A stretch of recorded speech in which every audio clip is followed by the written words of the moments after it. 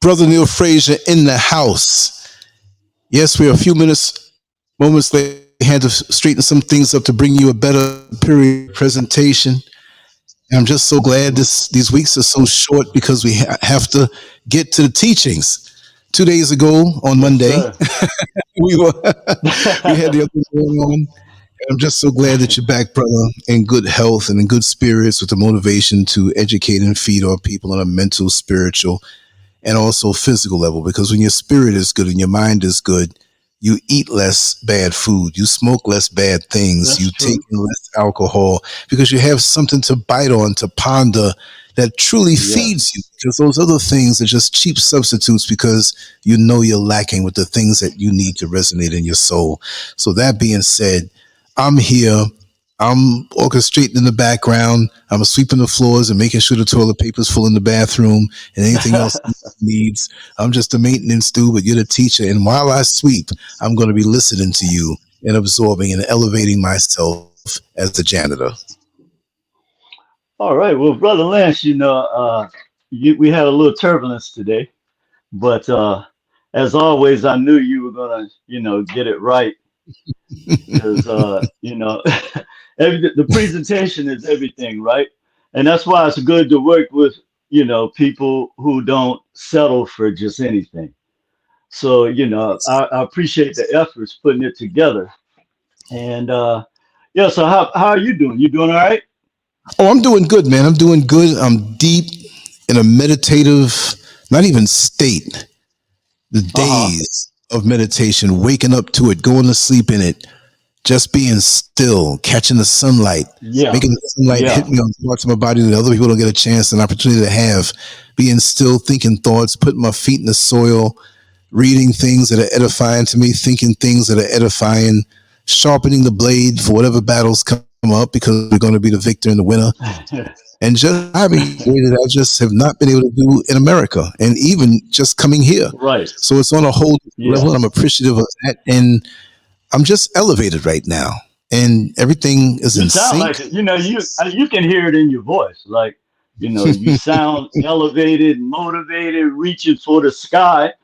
And Yes, what's interesting is that that energy right there is what they are always trying to block us from. And all kinds of things will come at you at any given time. I'll share something real quick before I go into the presentation.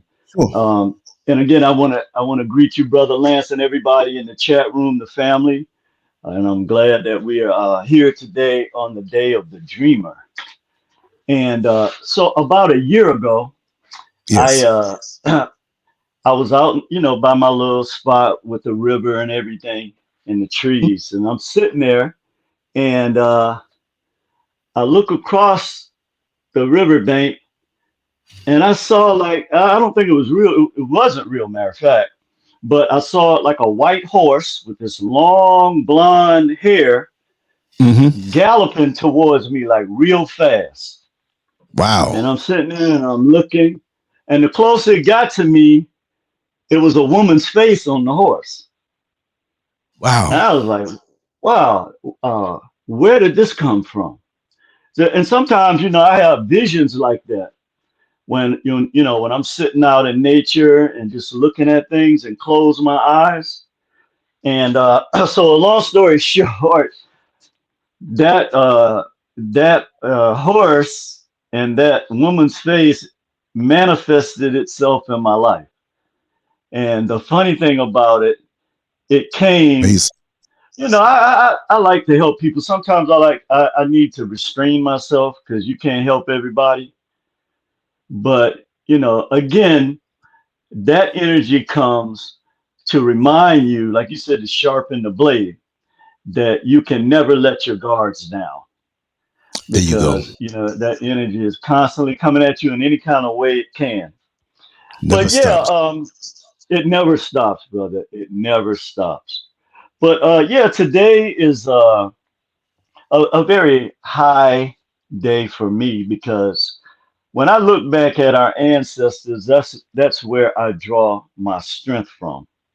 And Hmm. although I see the same spirit in a brother like you, One of the things that we don't do is we don't celebrate our black prophets that have gone before us and that have really paved the way for us to have some type of vision.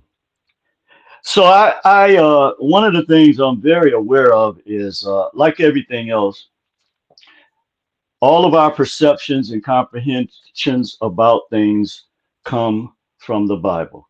I'm not here to talk about religion today, but I want to put a different spin on what we know as the term prophet or the title prophet, because black prophets are unique in the sense that, well, there are several reasons why, and as we go through the text, I'll point out. I do a bio on each one of these black prophets, what they were facing.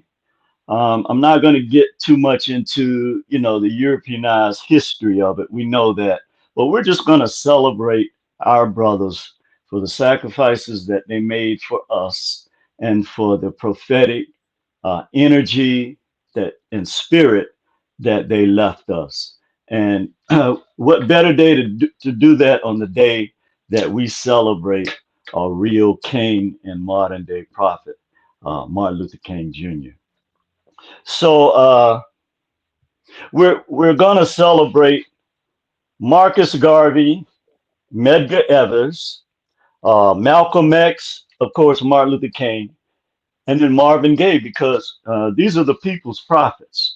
And sometimes we fail to realize that prophets also speak through their music. Um, Gil Scott Heron, Curtis Mayfield, Earth, Wind, and Fire. If you listen to the lyrics in their songs, all of them are not only prophetic, but they also continue this energy that our brothers today brought to the world. So, as always, I just want to run down a few topics that we'll focus on, and then we'll go into celebrating our black prophets. First, what is a prophet, and why are they sent to us? What is their message to us, and what does that message mean? Prophets also sacrifice their lives to bring us their message. Mhm. Their message is always specific to a people and their struggle. Why are prophets necessary? What happens when we fail to heed their warnings?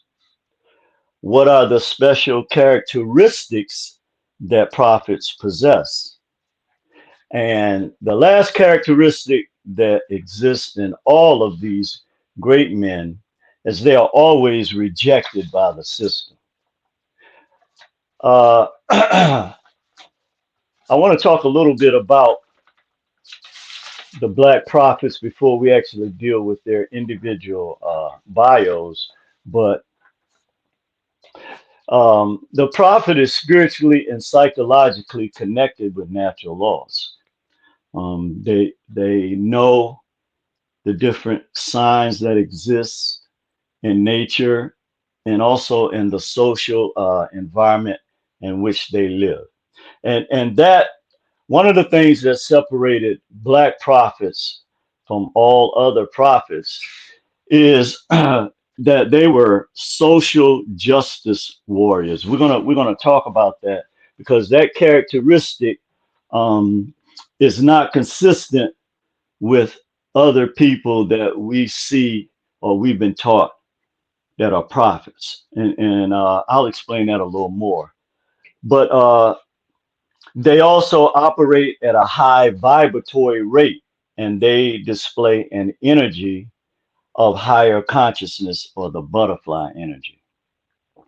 So, as I was just mentioning, the deception about the undefiled person or the perfect religious person as being the characteristic trait of the chosen, of course, that's based on the biblical narratives that we all were raised on. But a true prophet, as I said before, particularly black prophets that we're going to look at today, um, they were overwhelmingly driven by social injustice. This is something we see in all five of these black prophets that actually lived and walked amongst us, and that uh, they always found some social injustice that they focused on. And the majority of the time, a lot of their battle was not just against, the standard people that fight against black people, whether it's in the government, whether it's in, just regular organizations, but they tend to be surrounded always by some type of conflict that most of the time has been manufactured. Okay, what is the legacy of these five black prophets? Now, there's a difference between prophecy and a prophet. Sometimes a prophet can be the fulfillment of prophecy themselves. This was something I ran across, just looking at the different character traits of the five individuals that we're talking about. Um, yeah, sometimes that prophet is a fulfillment of a prophecy that went before him or her. Also, as I mentioned before, prophets comprehend the law of natural karma and divine retribution. Um, as we mentioned earlier with our brother Lance, uh, they have a sense of urgency. Their message is in the daily passion that they live by. And also, I mentioned that we have musical prophets as well. Another one that I actually saw at this place called the Blue House in DC. One of my favorites, Gil Scott Heron, and his music we know, especially the album Winter in America and The Revolution Will Not Be Televised. They were battle cry songs, during that era that we all related to. A few other things about Black prophets. We feel the legacy of their spirit. We feel it in our world today. That's something we're going to cover when we go through the individual bios. But and their spirits are very strong. Okay, because we still make comparisons to them whenever we look at some serious issues facing Black people. Uh, so as I said earlier, we have been taught in religion that prophets are highly religious people and only speak and act according to religious fervor. And this is where we miss a lot of the people, places, and things we're supposed to be connected to because we're looking for people that were created through narratives, not what is actually being presented to us. So as I said before, you could pass a homeless person in the street, and that person is someone that has a major key that can unlock something in your life. So, and when you look at each of these Black prophets, the real truth is that they are social justice warriors. Okay, that's what they are. Their message is timeless. It transcends time. Um, the other thing is the prophet moves against the status quo, and their energy affects the social climate in which they live. Each and every prophet is rejected, as I said earlier, by the system that they live in, and also they're demonized. And in the majority of cases, they end up shamed before the world because they had such a tremendous effect on the people and fought victoriously against governmental propaganda that they were always demonized and shamed before the world, and their legacy was tainted in some way.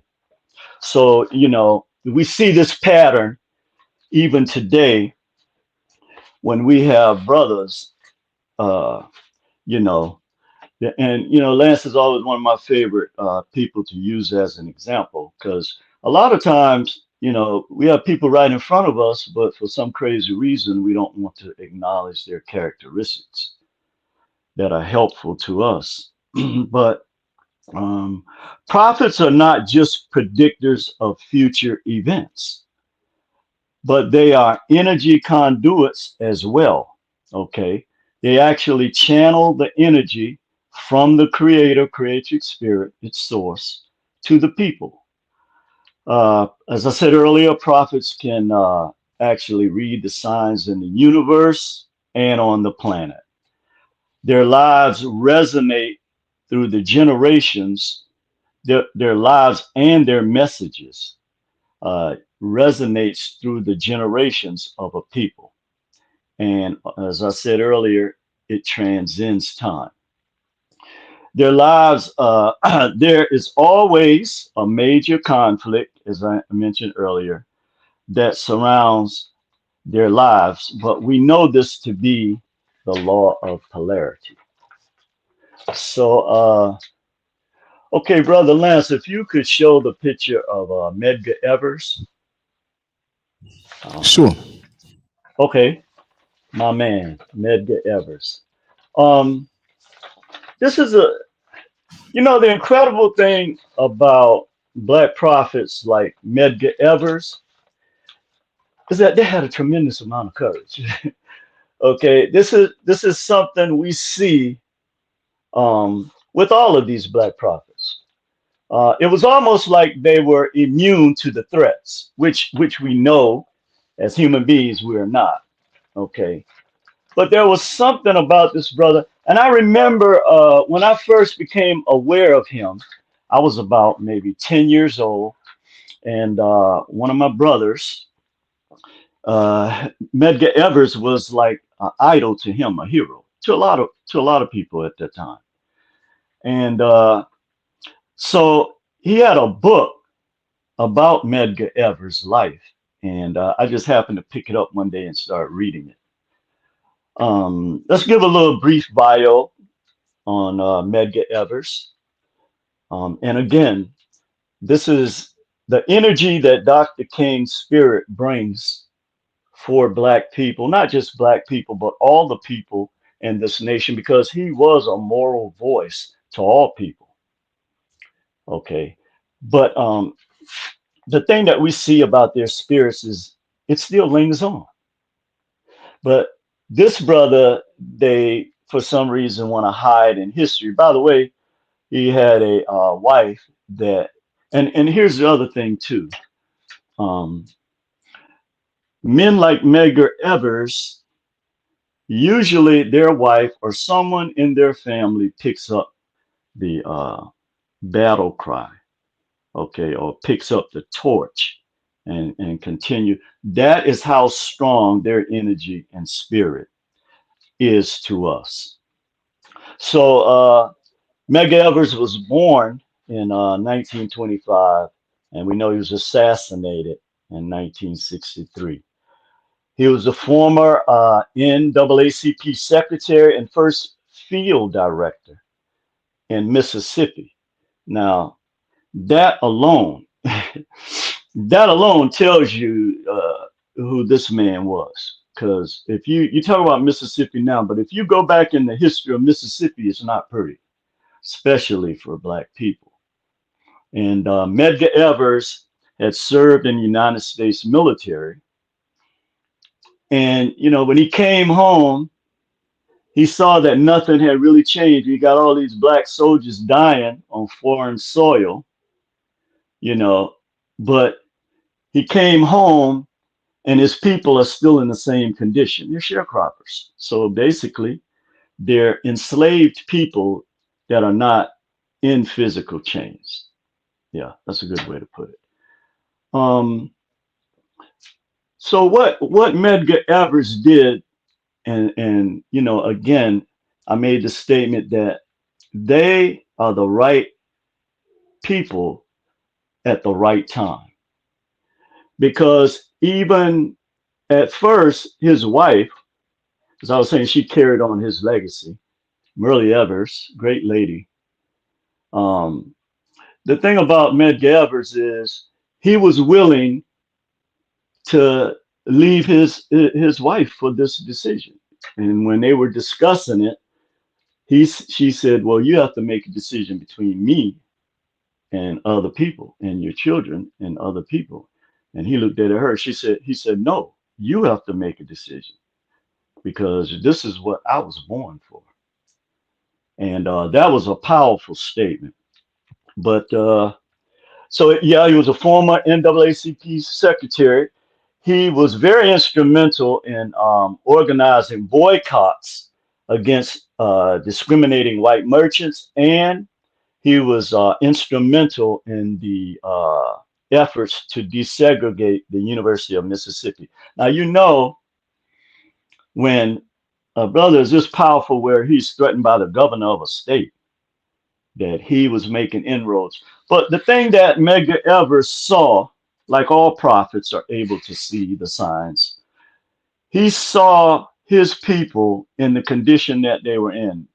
Most of them were illiterate. As we know, they were forbidden on pain of death for reading and learning how to write. So um, he took it upon himself, okay, to go out. He was also an insurance person, but he would go out and try to register people to get on a petition in order that they may change things in the public school system at that time. Okay, because the black schools didn't have anything, mainly just the Bible.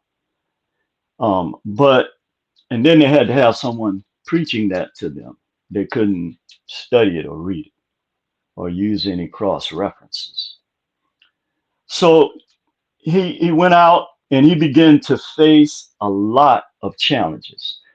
One of the things that he began to face is when he would use insurance to go out, like he was going to talk to people, and he went where 90% of black people worked for white people. So he would go there like he was trying to sell insurance, and then he would see the black person knowing they were there. So he was a brother that was smart. He knew what he was up against. So he used his intelligence to get to, and that's how our people had to operate during that time. But he was threatened every time that he did. And he just, I like to call courage under fire, because he was under fire every single day. Um, And so when we talk about Medgar Evers, we see that a prophet is someone who has to be chosen by the Creator to deliver a specific message to a specific people at a specific and for a specific time. And Medgar Evers, his message to us and to the world, which we are forever grateful for him. Uh, that black folks needed to be educated. They needed to learn how to read and write if they were ever going to move forward, okay, out of that sharecropper situation they were in. And he gave his life for this. He believed in this. One of the things that happened when he began to get people to sign the petitions is, the same playbook that they always use. They threatened the black people that was working to, the fact that they would lose their jobs. Many of them threatened the banks would foreclose on their mortgages. Okay, and those two things alone is enough to give somebody cold feet. But to their credit, black folks stuck together. And at and when you hear things like people saying at all costs, they stuck together at all costs, because what They were facing, some of them got murdered. Okay. And what they did as a final act to intimidate them was they put all of their names in the paper, where they lived, where they worked. And so this is why when you see a man like Medgar Evers, we have to give this brother his props today. He deserves it. There should be more about him taught to black children in the history books. Unfortunately, he is not spoken of, but he was the first male image of strength. Now, I wouldn't say the first one, but one of the first ones to challenge a state. Okay, and it was transforming for our people. The other thing, there are three things, okay, that this message usually does or has its purposes. Number one is to identify a threat, a direct threat against their people. Number two is to warn their people against not acting against this threat. That message still resonates today. And thirdly, the consequences of not heeding their warning. Also, with their lives, they always show us that we must be proactive. And he basically told the people during that time is you have to learn to read or write. Because if you don't read or write, then you're going to be forever stuck in this condition. And that was a prophecy that our people heeded. Our people began to heed that and started to focus on learning now, learning a language that was used to enslave us, and then taking that language. And this takes real tremendous power. That's why, when I look at, I'm so proud when I look back at our people for what they have accomplished. And sadly, today we haven't taught our young people how to pick up that torch, and that's going to be a severe mistake that we that are living in this time have made and continue to make. But just to wind it down with him, also his life was always constantly under threat. Yet, as I said, he was willing to sacrifice his life for his people. And this is what I was saying about black prophets, is that we don't give them enough credit. People focus on, these are men. These are not gods or deities. They are faults. They are vices, like all of us. And if you look into any one of our past, you can find something that you can demonize. That's very easy to do. But again, we're here today from the spirit of the king. Of course, we know this is just the system's day to celebrate him. But we know that that spirit is still alive today. Martin Luther King's spirit is alive today. And it was men like Medgar Evers who also gave Dr. King the courage to go forward. Another thing, Emmett Till was killed during this time. Um, so the other thing, two things about him and about prophets, black prophets, they're necessary, okay? Because as I said before, they give us the courage to act in the face of overwhelming opposition, the law of polarity. And this is what they understood, the divine laws. As a matter of fact, if he didn't get that opposition, he knew that something was wrong. And he led by action. That's the other thing. The struggle against tyranny in the school board, Mississippi, again, was a tremendous fight. I take my hats off to this brother. What I know about the climate at that time and what they were faced with, you know, I have tremendous courage, tremendous respect for this brother. Okay, Brother Lance, we're going to talk about Malcolm X. We're going to talk about Malcolm now, my man.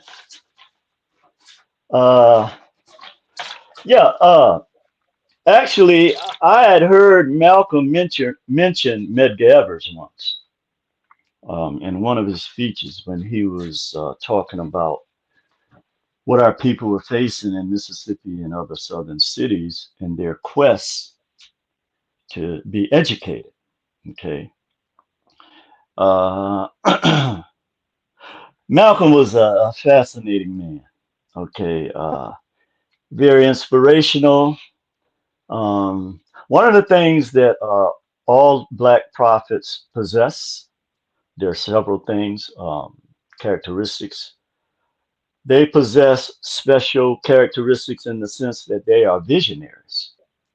Okay. They have courage. They have conviction. They speak truth to power. They are inspirational. Okay. Almost like at a spiritual level. And the love for their people and the passion they have for their people supersedes anything else in their lives. That is the dominant force. Um, so, Malcolm, of course, was the national spokesman for the Nation of Islam at one time. I remember some of his most powerful speeches. Um, but he rose to prominence in Harlem, New York. His father, interestingly, was a follower of Marcus Garvey's teachings and was murdered by the KKK because of it. And if you read Malcolm's autobiography, which is fascinating, his autobiography had an effect on two generations of men, my brothers in those generation and in my generation, and then several other ones. But Malcolm was a titan. And this brother is falsely accused of things. Malcolm loved people. But again, we have a problem that when anytime Black men stand up for themselves, then they're seen as a threat by the system, which he was. Um, his family was separated after his father was murdered, uh, and they went to different adoption homes or adopted homes. And they tried to stay together as much as they could, but Malcolm was very. You could see the intelligence as a kid, as a child. He tells a story about how they tell a story about how Malcolm said that he wanted to be a lawyer, and the white teacher told him that that's not a good profession for a Negro. Uh, Malcolm actually became, after he went to prison, changed his life, he became a warrior prophet for his people. Now, this is undisputed. The things that Malcolm did, he warned our people about the wickedness of the system and exposed the diabolical plot to eliminate the gains of Black people. And Malcolm was one of the first persons to actually explain how the system works against Black people. He laid it out. He exposed the different traps they have, but most of all, he attacked their hypocrisy in terms of the religion that Black people were raised on, but yet the spirit of it was totally opposite of what our people have been taught and what they believe. So he began to bring this issue to the forefront, which was very critical because it moved our people, it moved the needle psychologically for our people over a little bit on the gas tank. Okay.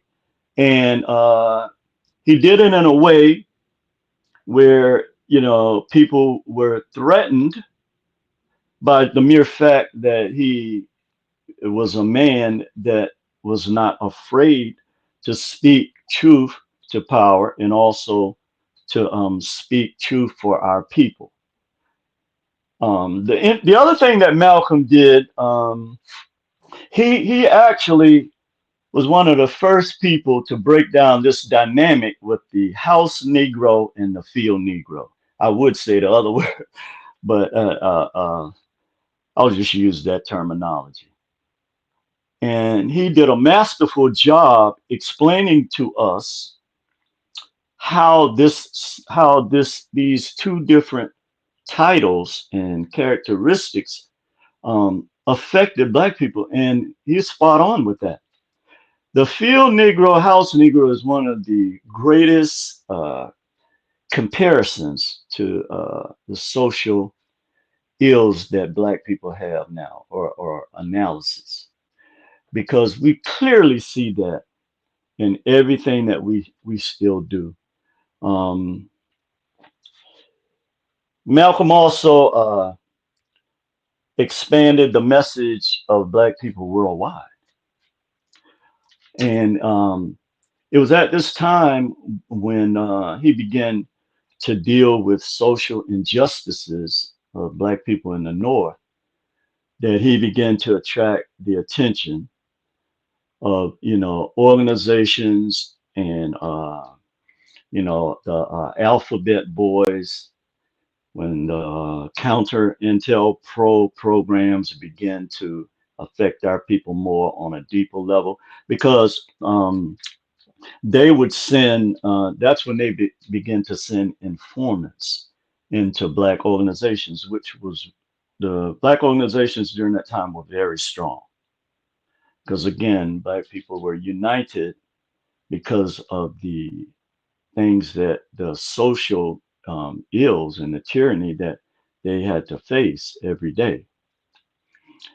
But Malcolm made us understand something, that there are Black people that will take silver and gold and sell us out. That's just a fact. That's something we have to live with. We know them as coons.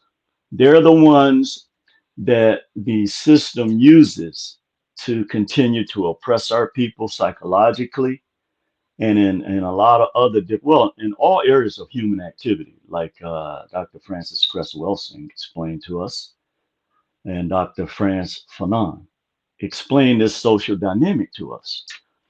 But it was Malcolm X who made us look at this dynamic closer, because this is where a lot of the trust issues that Black people still currently have came from, because the house Negro would watch the field Negro, where the slave masters didn't have to watch them, and they would report every single thing. If they pick up a damn piece of fruit off the floor or anything, it was the house Negroes, well, let's call it for it was the house niggers, that would be the one that goes back and informs. So even this whole thing about informing, young people call it snitching, but it's actually is what it is. So they begin to use this now to infiltrate our organizations, and Malcolm called them out. So, they don't like to give Malcolm his just due in the system. Um, but one of the reasons why they don't is because there is still a fear of an independently thinking Black male. Okay, that image right there, they fear that. In the same sense that someone like Mike Tyson, they fear that image. So they will do whatever they can to either soften that image or just not show that image at all. Very seldom now do you see any pictures of Malcolm, a brilliant brother, like Ozzie Davis said in his eulogy, uh, Black Shining Prince, that did not hesitate to give his life for us. I love this brother. I love him because if it wasn't for Malcolm, the people that came after Malcolm, the young ministers and the young people that had to deal with this, with our social ills, they no longer had these fears. Okay. And Malcolm was the reason for that. So we celebrate. I always get a little emotional when I talk about Malcolm and some of our brothers, our black prophets. But yeah, it was because of him that black men now begin to start speaking up for themselves. Like, okay, something is not right here. Uh, we need to talk about this. Okay, can we talk?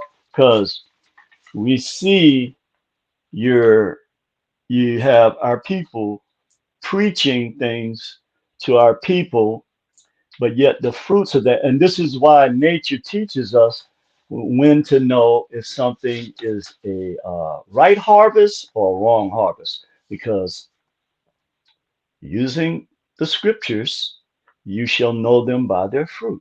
Now, again, you can look at an apple tree and see that. Like I've said before, if I see an orange or oranges growing on an apple tree, I know something is wrong with that. So when I see how our people have been treated, how they're still being treated, but yet you say you believe in a God of mercy and justice and love, but that's against nature's teachings because we don't see the fruits of that. So anyway, Brother Lance, thank you. You can put up Marcus Garvey now. Yeah, there he is, the Jamaican king. He very controversial figure, even with some of our leading intellectuals in this country. W.B. Du Bois was the main one who opposed Marcus Garvey. But again, we don't want to get into those types of things. We just want to celebrate our black prophets and talk about their message and sacrifices to our people in the spirit of the dreamer today. Marcus Garvey was born in Jamaica in 1887. Man, you just had it would take a whole day to actually talk about Marcus Garvey. This brother was a visionary like no other when it comes to economics. And one of the things I learned from Marcus Garvey's life is this is the problem that we have as men, as black men, when it comes to organizing things and working together, is the head nigga in charge syndrome. We have an issue with that. And see, we think that one person is the do all of everything. No, it's not. It's not set up that way. Each person has a specific gift that we're all supposed to bring to the table, okay, in order to build together. And this brother here really showed that he was a visionary. He built the largest economic movement in the history of black people. Uh, there were some things about his childhood I really don't need to go into.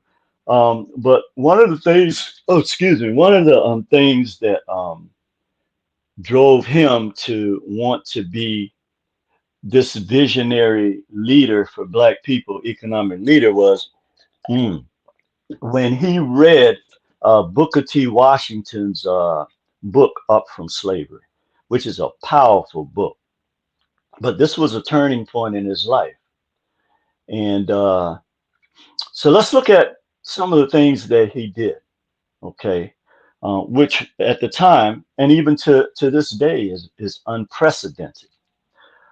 He formed and founded the United Negro Improvement Association, which had 500 offices around the world.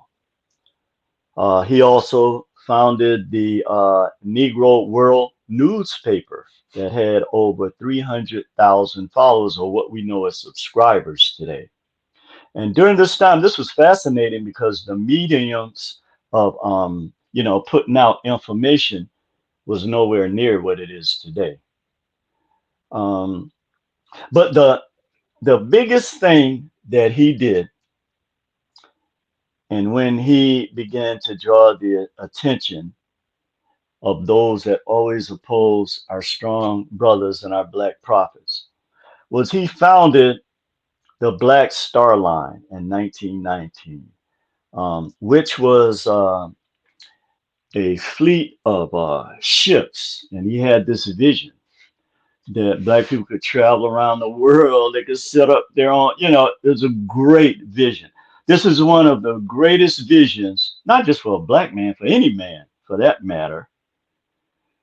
One of the greatest black prophets to ever live. He actually envisioned this world for primarily for Africans, but people throughout the diaspora. Okay. And not only did he envision it, he actually manifested everything that he envisioned. So as a result of starting this shipping company, and of course we know there was some efforts to sabotage him. There's talk about a lot of the boats were not properly maintained, or they weren't in good operating condition. But see, again, one man is not supposed to do all those things. He had the vision to set this up. Had there been black men, or women for that matter, to help with the maintenance aspect of it, and they gave him a lot of money. I don't mean it in that way. But if there were people who would step up and say, hey, look, we'll help maintain the boats, because certainly our people had this ability and skill during that time. Okay. So there were some things you could see where, here's a man that had a vision that black people had never even thought was possible, but he needed help, okay, to keep the ships maintained. There was someone who was working on his behalf that was spending like 2 or 3 times the amount of what the boats cost and then getting a kickback. So it's a lot of different things that we deal with in our world as black people, and where a lot of these trust issues come from. Okay, so so what they did was, because again back then they didn't have black agents, but they had informants to infiltrate black organizations. So that's what they did with the United Negro Improvement Association that was started by Marcus Garvey, that became worldwide. And what he showed us, his message showed us that black people have the ability to not only envision things, but also to put them in motion.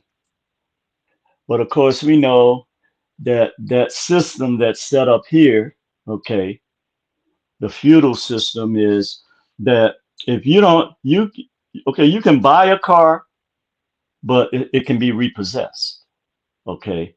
So our people, not being that astute during that time of how these economic games are played, they ran into some problems sustaining it.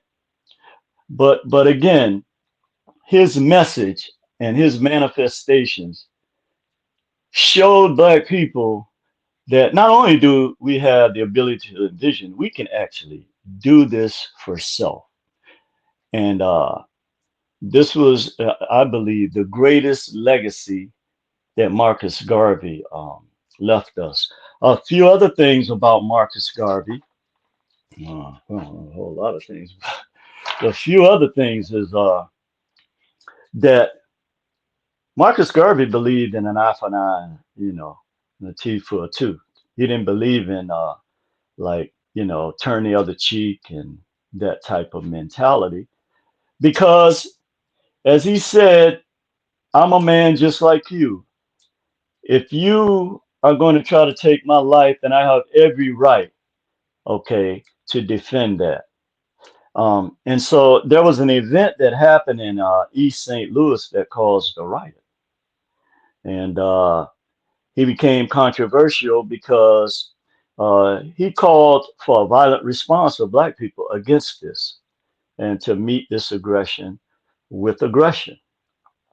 And so this was when J. Edgar Hoover and those became leery of him because now you're talking about someone that has the economic wherewithal to back up a lot of this stuff he's saying. So this is where he became a threat, and this is when they began to focus on him.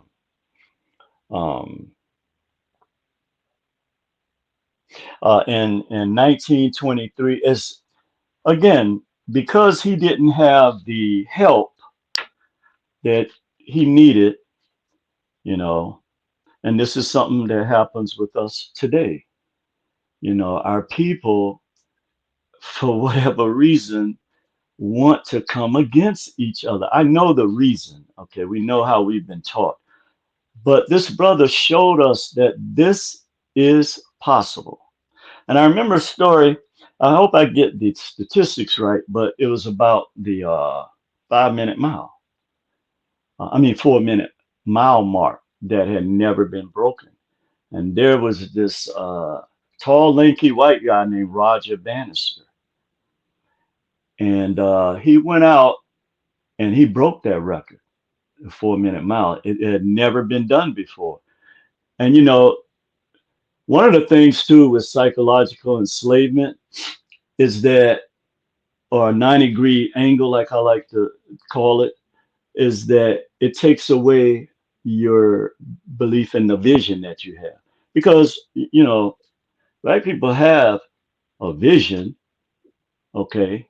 Many of us have visions. It's the implementation of those visions that we have not mastered. It's almost like if you're a coach and you have players, you can have the best game plan in the world, but you got to have players that implement that. And if they don't, if those players don't buy into that, guess what?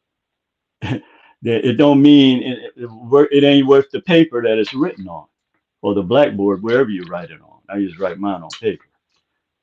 So, but this brother showed us that this is very possible for Black people to organize, not just in America, but worldwide. But to wrap up with Marcus Garvey, in 1923, okay, he went into debt because of some of the issues I was talking about with the liner, the Black Star Line, and there was betrayal on some of the people that became envious of him. Of again, we have this issue, the head nigga in charge syndrome. That had he had the right backing, then who knows? I heard somebody say, who knows what Black people would be today, what kind of a nation we would be today had we backed Marcus Garvey. It had enough of us. Now, there were millions of Black people that, believed in Marcus Garvey, but the ones who had the ability, much like today, to support him refused to. The regular people, okay, or I'll use the analogy of the field Negroes, they had all the love for Marcus Garvey, but they didn't have the financial means to support him. But they were sending in a lot of money. Now, there's talk about, again, people within his organization that mismanaged funds. But nonetheless, his vision and what he manifested is the greatest economic movement in the history of Black people. Also, he was an advocate for Black economic empowerment, and he believed in unity and strength in numbers, which he proved is a fact. Um, and finally, his son said something very interesting about it. He said his father, Dr. Marcus Garvey Jr., said his father instilled pride and dignity in Black people because during that time, oh, and by the way, he had to drop out of school in Jamaica at the age of 14, okay, because a lot of the restrictive things that they did to Black people in Jamaica in the education field. Um, so his son said that he instilled a lot of pride and dignity, which he did. Okay, and he preached self-reliance. This is another thread that runs through our Black prophets. They all preach do for self and self-reliance.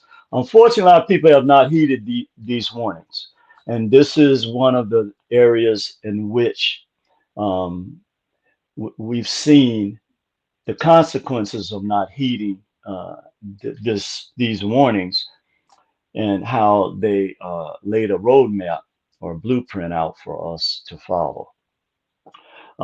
The other thing that he did is he united Africa and the Black community here in America. And he inspired the hearts and minds of Black people worldwide. And finally, he stated that real freedom is not given, which I agree with wholeheartedly. And brilliant man, brilliant brother. We celebrate him today because he certainly, and his spirit is alive today, you know, because of Marcus Garvey.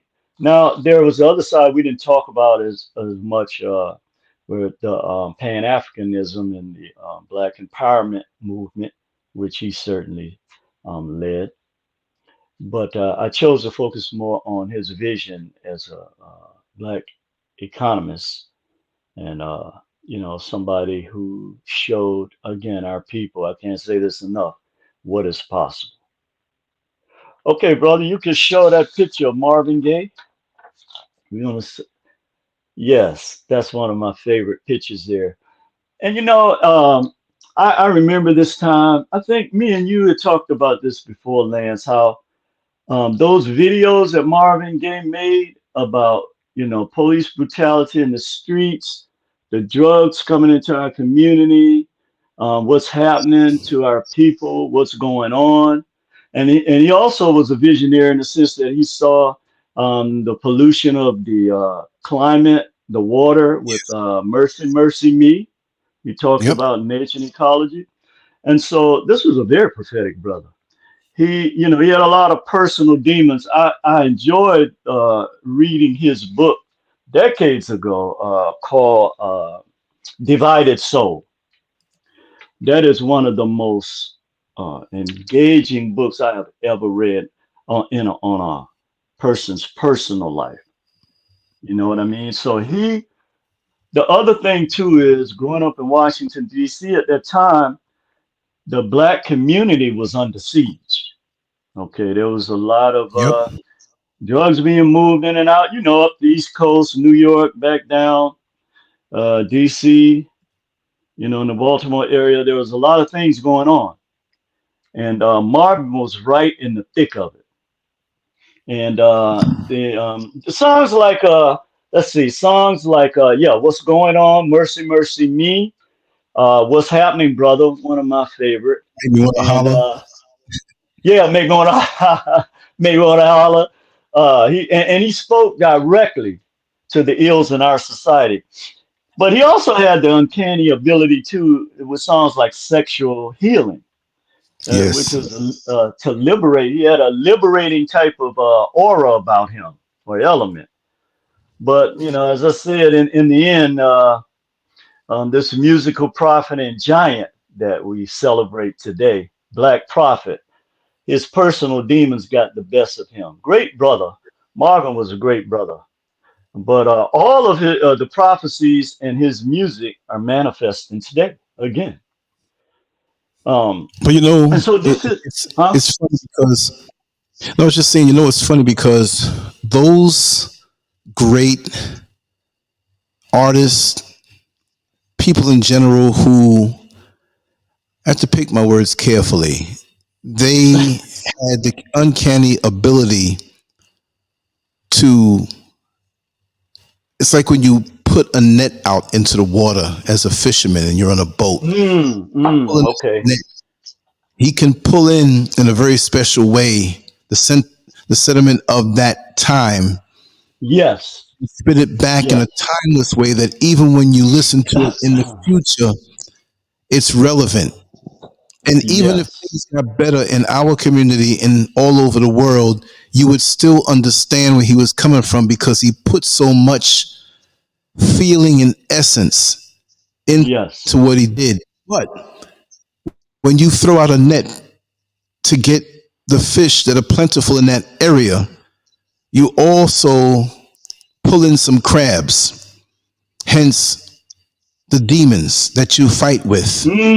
Yes. Way Yes. I that like you that. I can like be that. so Yeah. connected in a divine way to see a vision as if you're above looking down overall at everything while other people are in it and suffering and can't see. But when you have that gift, physically like Yeah. you're a drone guy looking down on Yeah. the happenings of the world, there's a trade-off with that where because the floodgates of your divine gift are open, other things can come in.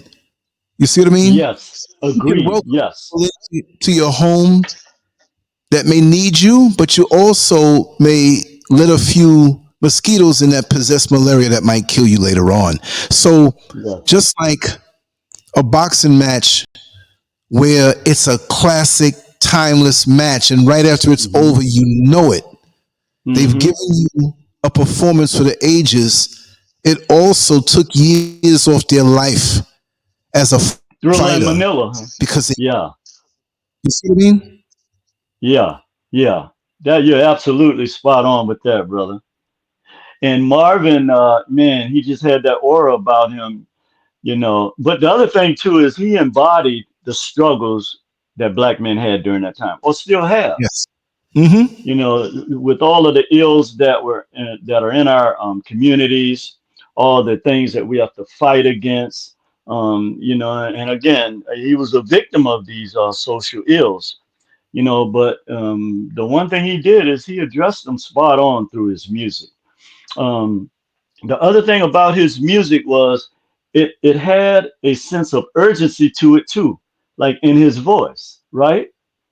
It was Yes. almost like he was crying out, saying, The you pain. know, The the pain. pain, yes, the In pain, confusion, he yes, manifested it, and people, in actuality, when they heard the music, even though it was pain and the confusion and how we didn't hmm know and maybe want to holler and what's going on, it soothed them because they saw somebody who was in the mainstream that can cross over. He wasn't trying to, that's but true.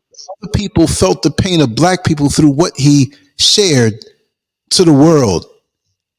And we don't know That's right. how effective it was. We know it was effective, but how effective it was in making others who didn't understand what we went through understand a little more. And that's the work of a great artist to go beyond your people. And the world can hmm understand by your artistry, whether it's a song, whether it's playing the blues, whether it's a painting or a sketch, whether you're a comedian, you can make them laugh like Paul Mooney and make them understand what you've been through. And usually the trade-off for stepping into that onto that throne is that you're going to endure in a separate part of your life some great pain, whether the world knows it or not. Yes, There's you're always that pain absolutely factor correct, I've brother. noticed. When you give of yourself to the world, you actually offer yourself as a sacrifice, and in that Yes, sacrifice, there's great yes, pain. But I do yes, believe it there's is. a reward with that on the next levels. Oh yeah, no question. And you, bro, you're spot on again with that.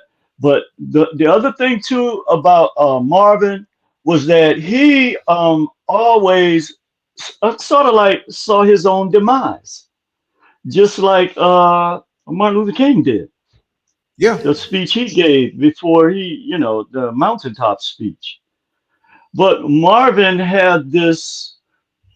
Everybody that knew him always talked about his fear of being killed. He never thought in a million years it would be by his father, his own father. But and then he was dealing with the issues where his father was a minister and a cross dresser. And then there was the dynamic of Marvin's mother being in between Marvin Sr. and Marvin Jr. for their affection. You know how that dynamic can play out in a family. And the Yes. father was jealous of Marvin because Marvin was the real breadwinner. Right. So his Right. manhood was, his son was basically taking care of him. And then because of that position in the family, Marvin Sr. was very jealous of his own son. But the other thing too I wanted to point out is this is the reason why the our young people who have conscious music and the same spirit as Marvin, why they're blocked, and why they let the ones that's spitting out this garbage and trash against this Exactly. death and destruction against our people, they'll pay them an astronomical amount of fiat, and then it's too late. Like when you find out, you open the door and all the poisonous snakes rush in. It's too late then But this because has been a script that has been oh yeah. played out for us over and over and over, and we don't seem to catch on. Listen, if I was someone who had that influence, Mm-hmm. I would work for my people and take less than what these big entertainment firms would offer because I can do what I want. I can speak Mm-hmm. directly to them.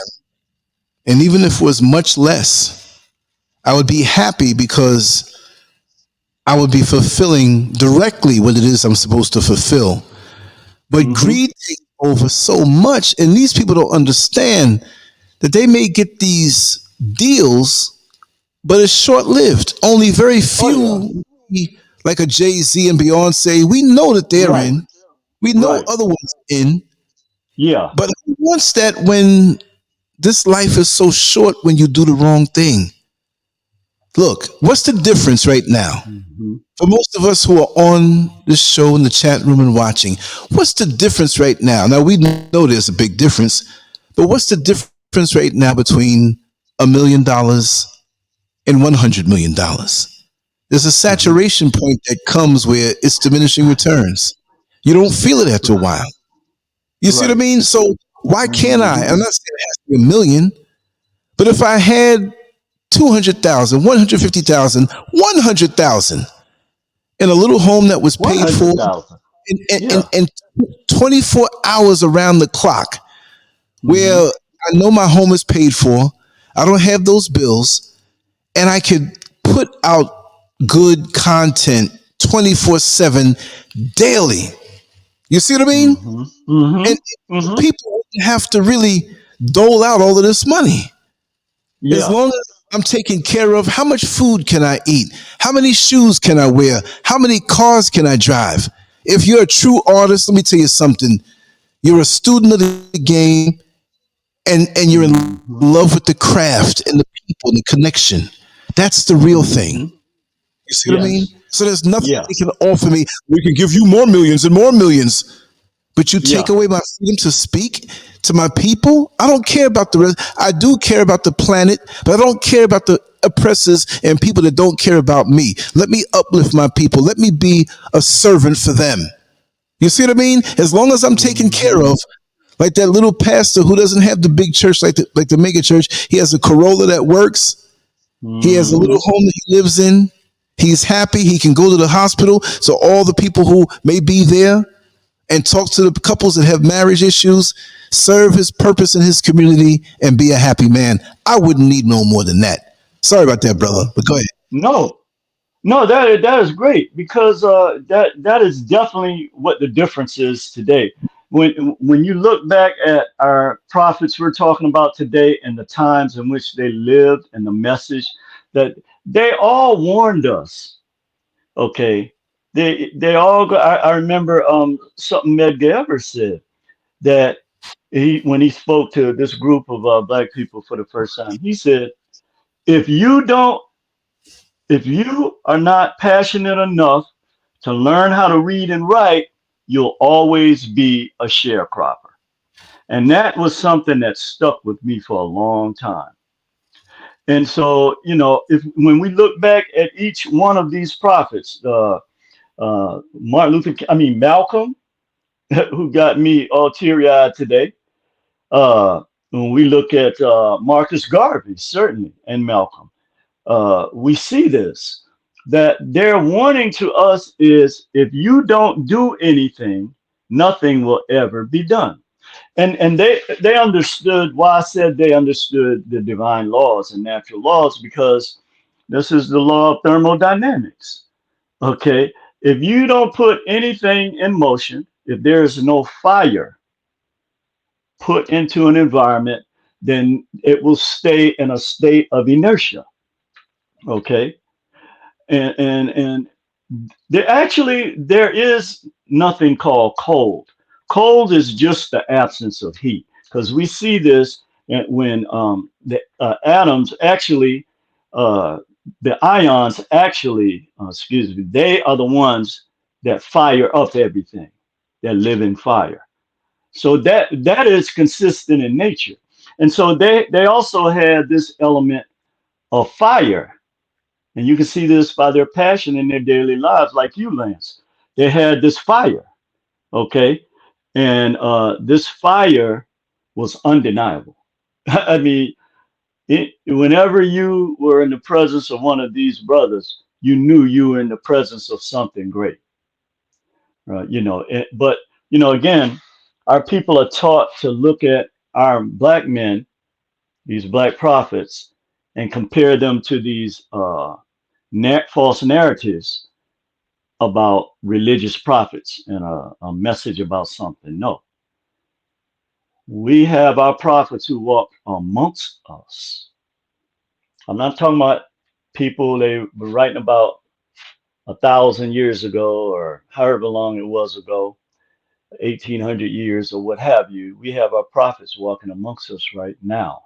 They have, and they've left a tremendous message. The problem is we're not teaching our children these messages, who these people are. I guarantee you, you can show all of these pictures that I just showed, and maybe 30% of our children could identify all five of them. Maybe. But you can put all of these rappers that they use for self-destroying our communities, self-destruction. Okay, you you can put their pictures up in front of our children, and 95%, close to 100%, will know each one of them, know their songs. Now, where does this come from? This comes from not only so if you play songs in your home and then they hear those same songs out in public, then that's when they're going to be synced into that negative behavior.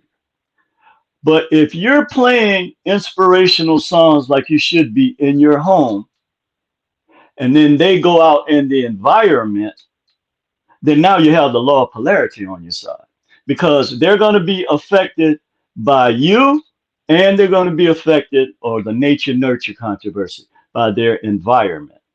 So, in other words, it's what you play and they hear in the home with you that they give value to.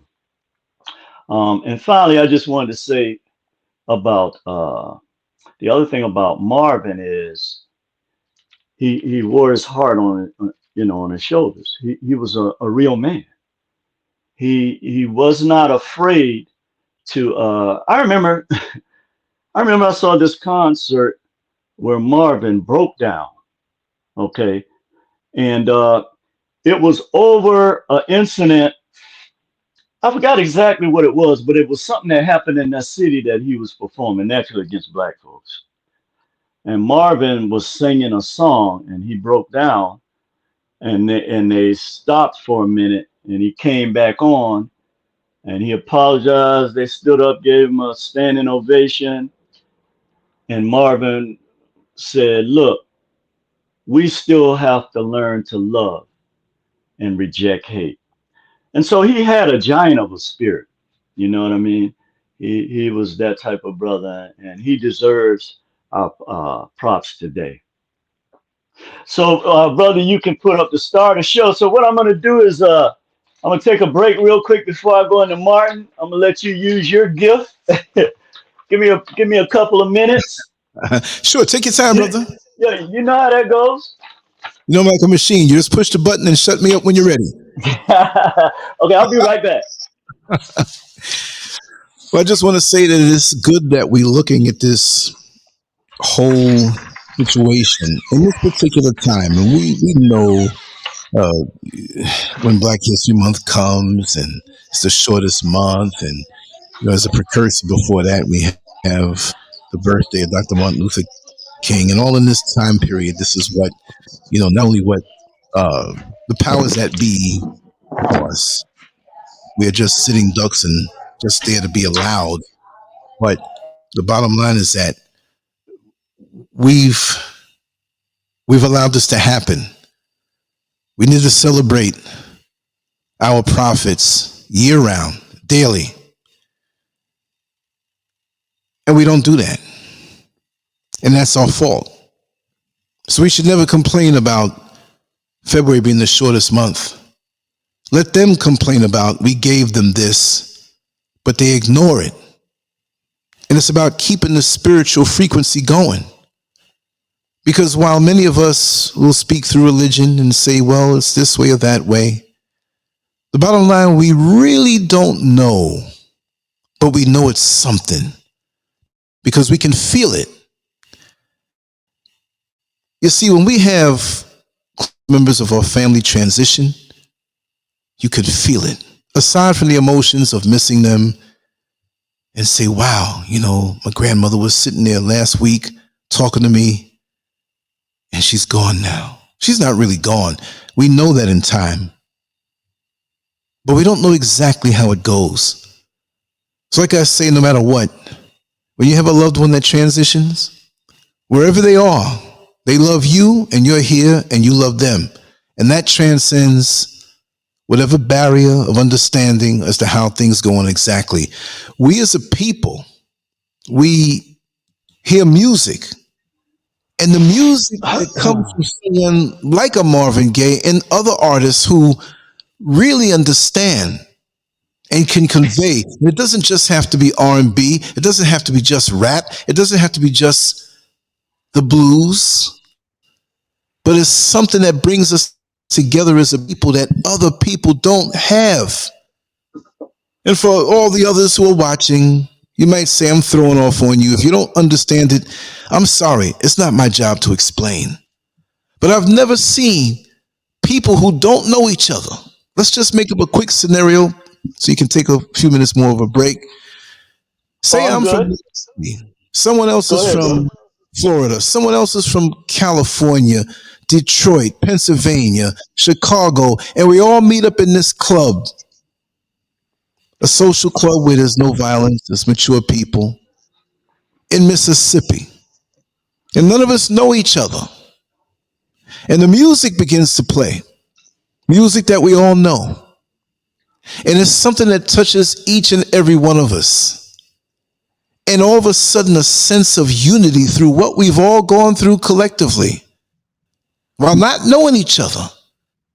That music touches us where tears come down and we see each other. We nod our head, the pain, the emotion, and we realize in that moment, no matter what, that one person over there could be a cokehead, the next one is an alcoholic, the next one's a womanizer, whatever they may be.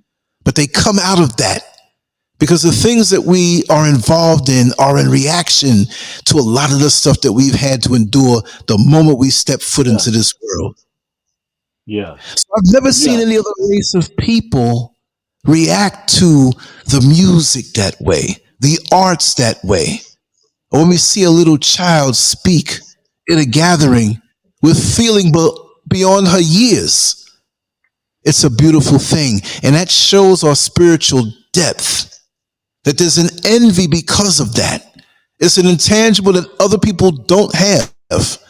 Like the person who might be 5'2" watching a basketball game, wishing they can slam dunk like Michael Jordan. You have to appreciate it. But these other people Hmm. hate the fact that they can't take that. They can emulate it by getting a Brazilian butt lift on a physical level. They can emulate it by getting one of their own and sweetening the sound in the studio to try to sound like one of us. But nothing beats our sisters when they belt out a tune with no microphone, no electronic enhancement, and you can feel it, and it leaves you in silence.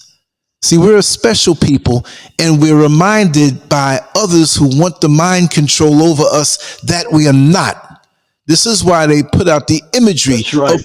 buffoonery, the imagery of whoredom, That's right. the imagery of no expectations. As long as we can exist and fit in for the contract and the money, they're all right with us. They might keep us on a little longer. And the decadence is getting deeper and deeper and deeper. But at the same time, knowing that nature is perfectly balanced, there are some of us out here, like Brother Neil Frazier, who is going to bring it up higher and higher and higher. And we're going to win. Even if we're not around, we're going to win. I sit here behind my computer day in and day out, day in and day out. This is what I do, and I see it every single day. But nobody wants me to be heard or Brother Neil to be heard or any of the guests that come on and family that comes on, because we are in a war. And when you're in Hmm. a war, you know there's a possibility that you must and probably will give your life. So don't even front That's like you're right. in the war for a season to get a photo op because you want to vote. Whether the people are Hmm. watching you or not, you better be about it. And like they say in the street, you better be about that life. Brother Neil Frazier, you're about that life, and I'm glad to be here every Monday with you. And I'll let you Oh have the floor. man. So much. Okay. You know, you should have a collection plate to pass around because this is the type of teachers that we need, man. Seriously. Rather than giving them folks all our money, our people giving them all our money, and I don't even I want to understand. get into that. But anyway, bro, you're so right, man. It's everything that these prophets brought to light is still here. I mean, and in many cases, it's gotten deeper, as you were saying. But then that speaks to our inertia. That speaks to our. It goes back to one of the questions I asked in the beginning. Uh, well, let me go back over these before we get into the dreamer. Uh, but yeah, so these questions: what is a prophet, and why are they sent to us? Okay, so we haven't heeded their warnings. What is their message to us? Self-reliance. And what does it mean? It means that if you don't do anything for yourself, you're gonna get smashed. Prophets also sacrifice their lives to bring us their message. Why are prophets necessary? They're necessary because if they don't exist, then the people perish because of lack of vision. Their message is always specific to a people and their struggle at a specific time. Okay. And more importantly, what happens when we fail to heed their warnings? Well, if we look at our current condition, uh, we're in the same fundamental position economically that we've been in this country for centuries. And we still have the same fundamental relationship with those individuals that control. And I agree. Had we heeded just some of what Marcus Garvey showed us, we and Malcolm, we we would be in a different situation right now. I know we would be. Uh, the special characteristics that they possess, we know, like we were just talking about Marvin, it's just uncanny. You know, whenever he came out with a song, it was always on point. Um, it always had a deeper meaning and message to it. Um, but we also know that they are rejected by the system. For our people to look at them some kind of way, so that we won't heed their warnings. So you can put the dreamer up there. We uh, we know that today we celebrate Martin Luther King's birthday as a federal holiday, but at the same time, this is not the day he was born. So, one, I'll give a brief bio of Martin Luther King.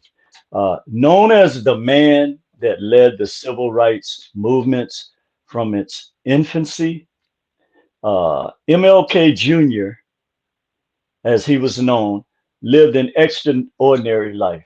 I don't know why I have to read my own words, but at the time when I'm writing them, it has the right, sound to it. Uh, he lived an extraordinary life, born during an era when Black people were denied basic human dignity. And why are you calling these people civil rights? Human rights. This is what, because when you say civil right, that means that you're going beneath the human right. Forget civil rights or American rights. We talk about basic human rights. And so he was a human rights activist, not a civil rights. And a lot of times these narratives, we just let them control everything we do and say. But he was born during an era when Black people were denied basic human dignity. But he would go on to become one of the great men in the 20th century. Uh, Following in the footsteps of his father, he became a pastor and a great orator that lit a fire in the souls of Black folks. And not only in the souls of Black folks, but in the souls of a nation. I think more than not think, but I think it would be a fair statement to say that Martin Luther King is one of maybe five men that I could think of in history right now, just off the top of my head, that actually turned a nation around from the course it was going. Uh, People question his moral character, his, ethical character. Well, they never question his ethical. Mainly, they tried to degrade him long after he was gone. His moral character, which doesn't, first of all, again, these are men, okay? So if we use if we weighed your behavior under the laws of Mayat, we know that you would come up way short. So, brother Martin Luther King, um, our people love this man, still do to this day. But it's interesting that there's more said and celebrated by him than Malcolm, who to me was just as effective, okay, if not more. But again, because of the type of system, religious and educational system we live in, he was less of a threat. Okay. Um,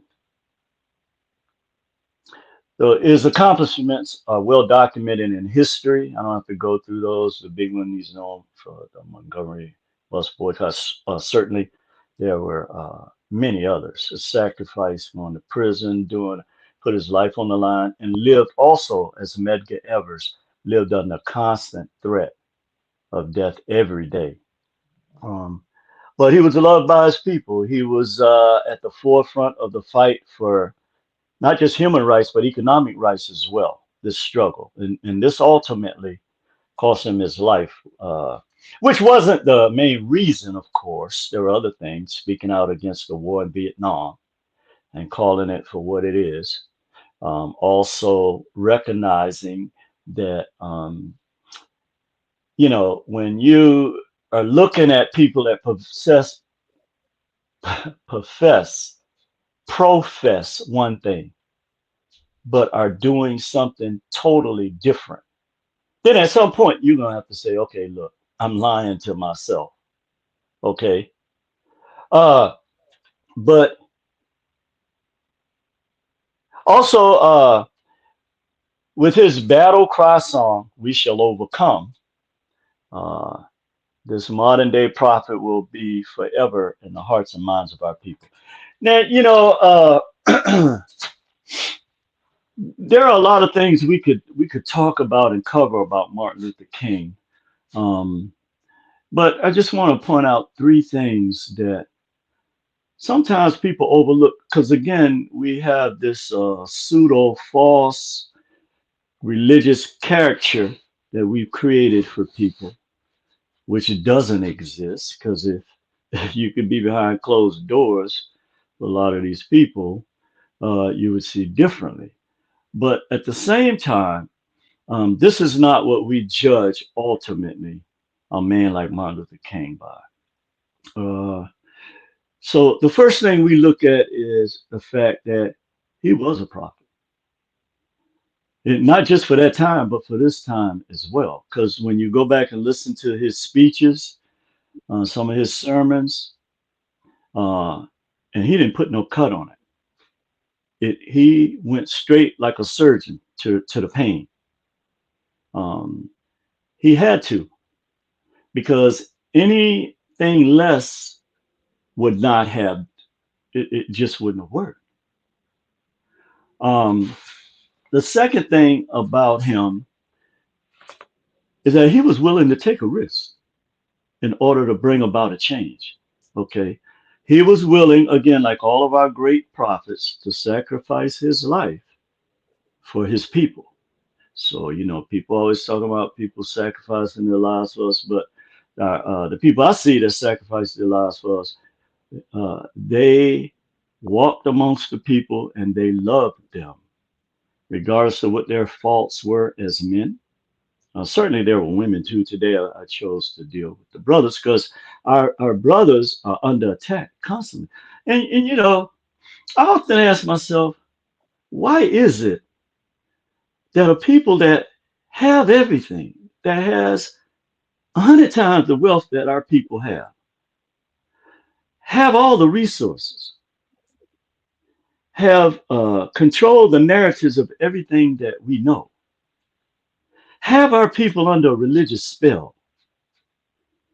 Why is it that these people are still fearful of us? That is an incredible, when you think about that, that is incredible. Why are black men still a threat to this system? That is a question that we really need to bring to the forefront, that I'd like to hear some dialogue on, because this has got to be ridiculous. Um, but yeah, Martin Luther King, that was the second thing. He knew, again, he lived his life under constant threat. Then when the alphabet boys began to do the same thing to him that they did to Malcolm and Medgar, okay, and Marcus, our black prophets, the intimidation, the loss of privacy, which we all have a right to, we know that don't exist, didn't exist back then. And then the straight fear. Okay, and this might be an answer to the question I just posed. Martin Luther King was a man they feared. Okay, they didn't make no bones about it. And you could just hear, even today when you play one of his speeches. I remember the first time. I remember the day he got killed, and I remember our people's response. And I remember, my dad and all of them and all of us having to go to church. And black people just getting out and rioting. And I just remember what the spirit of that was. And then whenever you hear Martin Luther King, even today, this was a man that touched the souls of black folk. Not only black folk, but incredibly, he touched the soul of white people, which was hard to do. Okay. Or I should say, touch the something mind. Okay. So this man, when he died, the whole world was in sorrow. The whole world was in pain when this man was assassinated.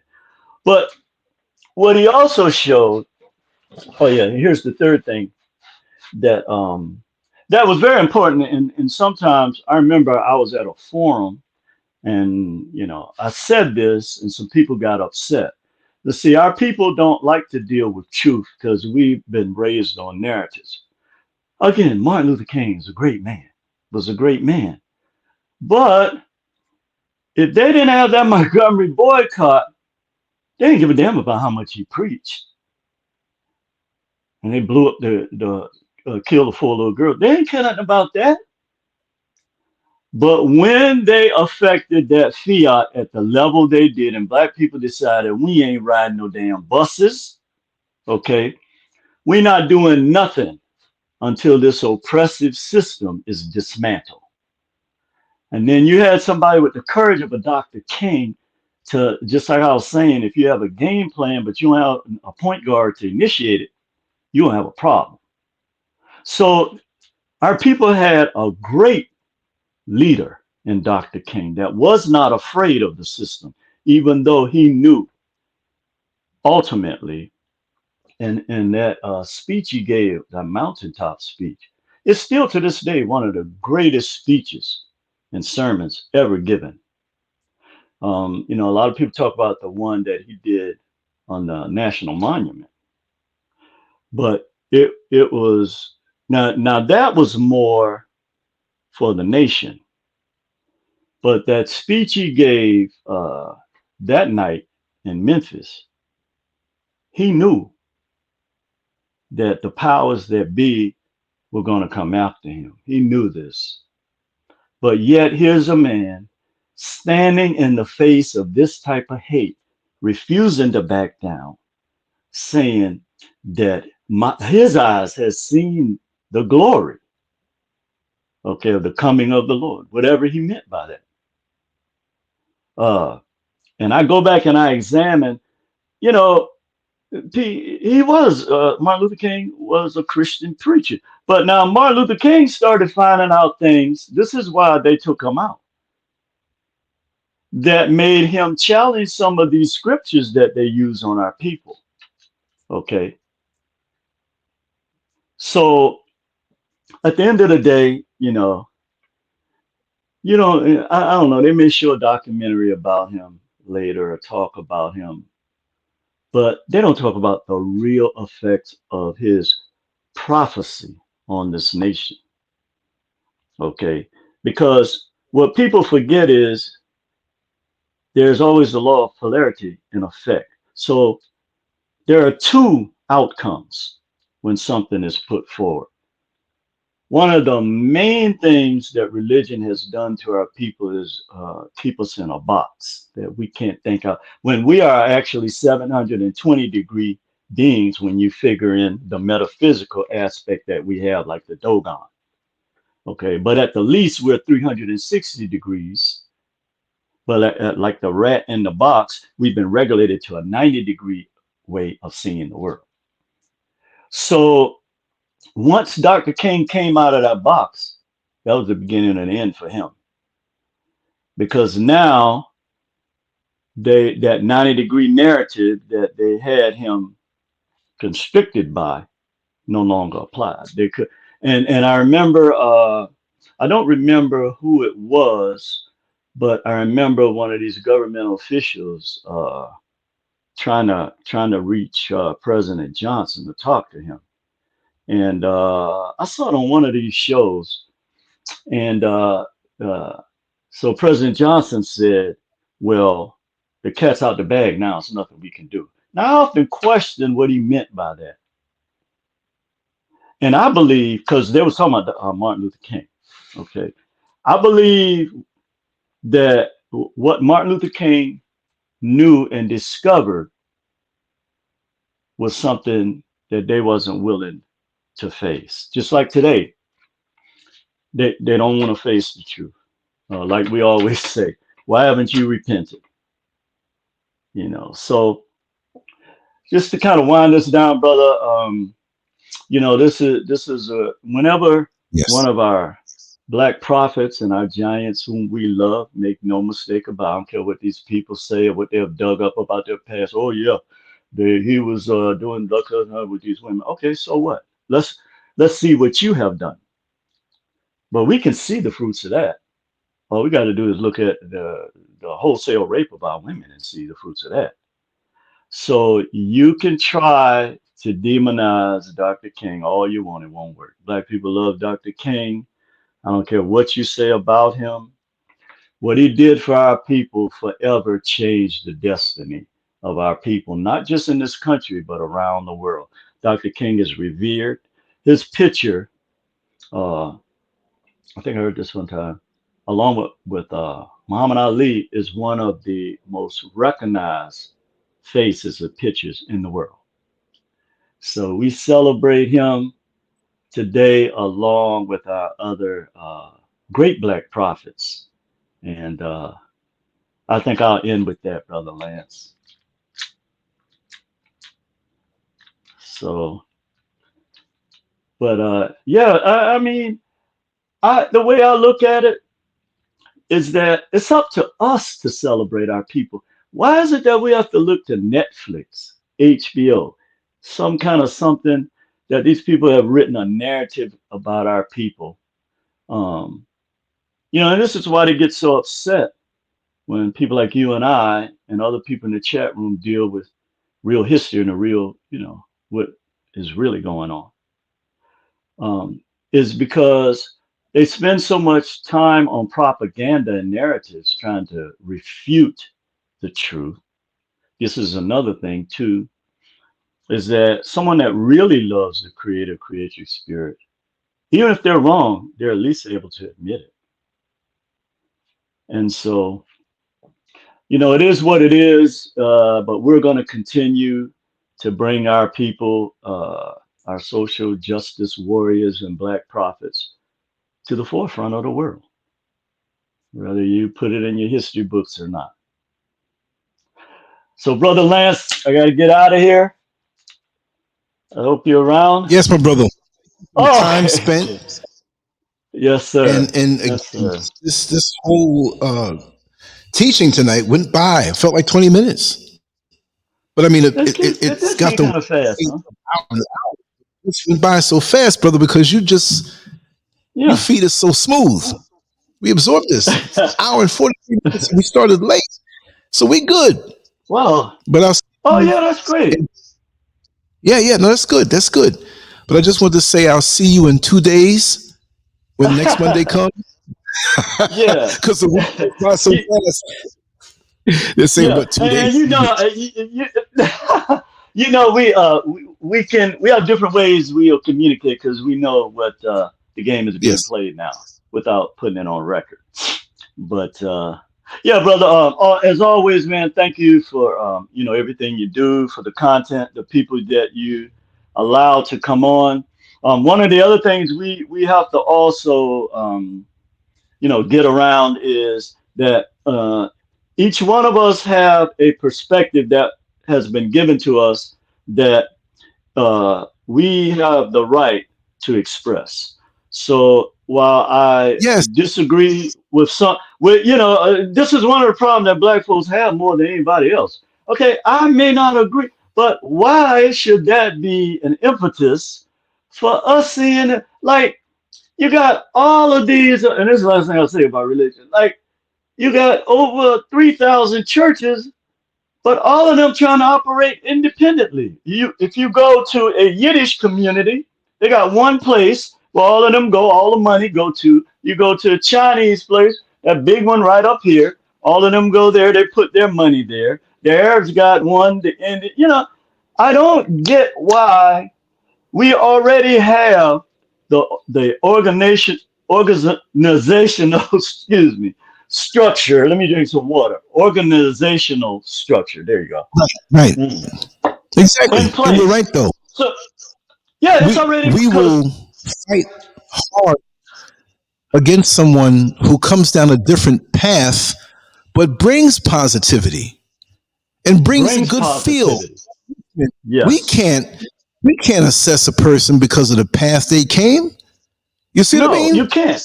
And it resonates with the people they're supposed to resonate with. That is what's important. Oh, there you go. That is what is important. Because each one of us have a field of energy that only we can affect.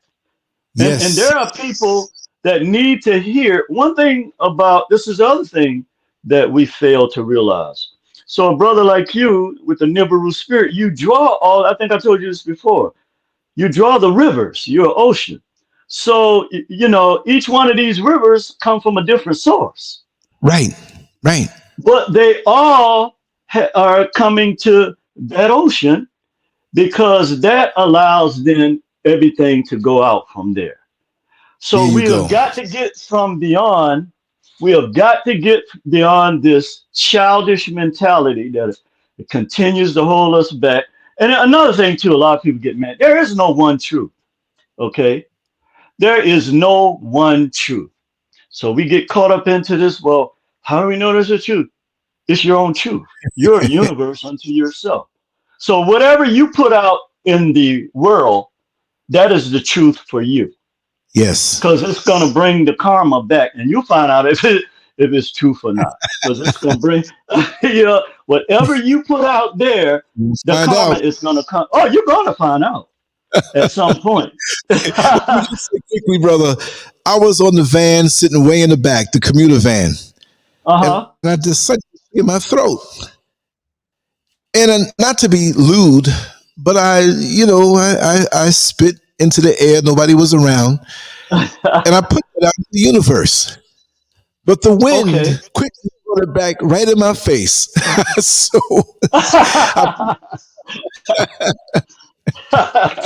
everybody on That's the van funny. was laughing at me, You got you and got an immediate karma, huh? that's the You got an analogy. immediate And I will karma, come bro. back. Exactly. I Yeah, thought I you was did. clearing my throat, but yes, brother, Oh we've got to wow. do that. We got to learn to be that Yeah. because we're focusing on micromanaging different things that we don't need to manage.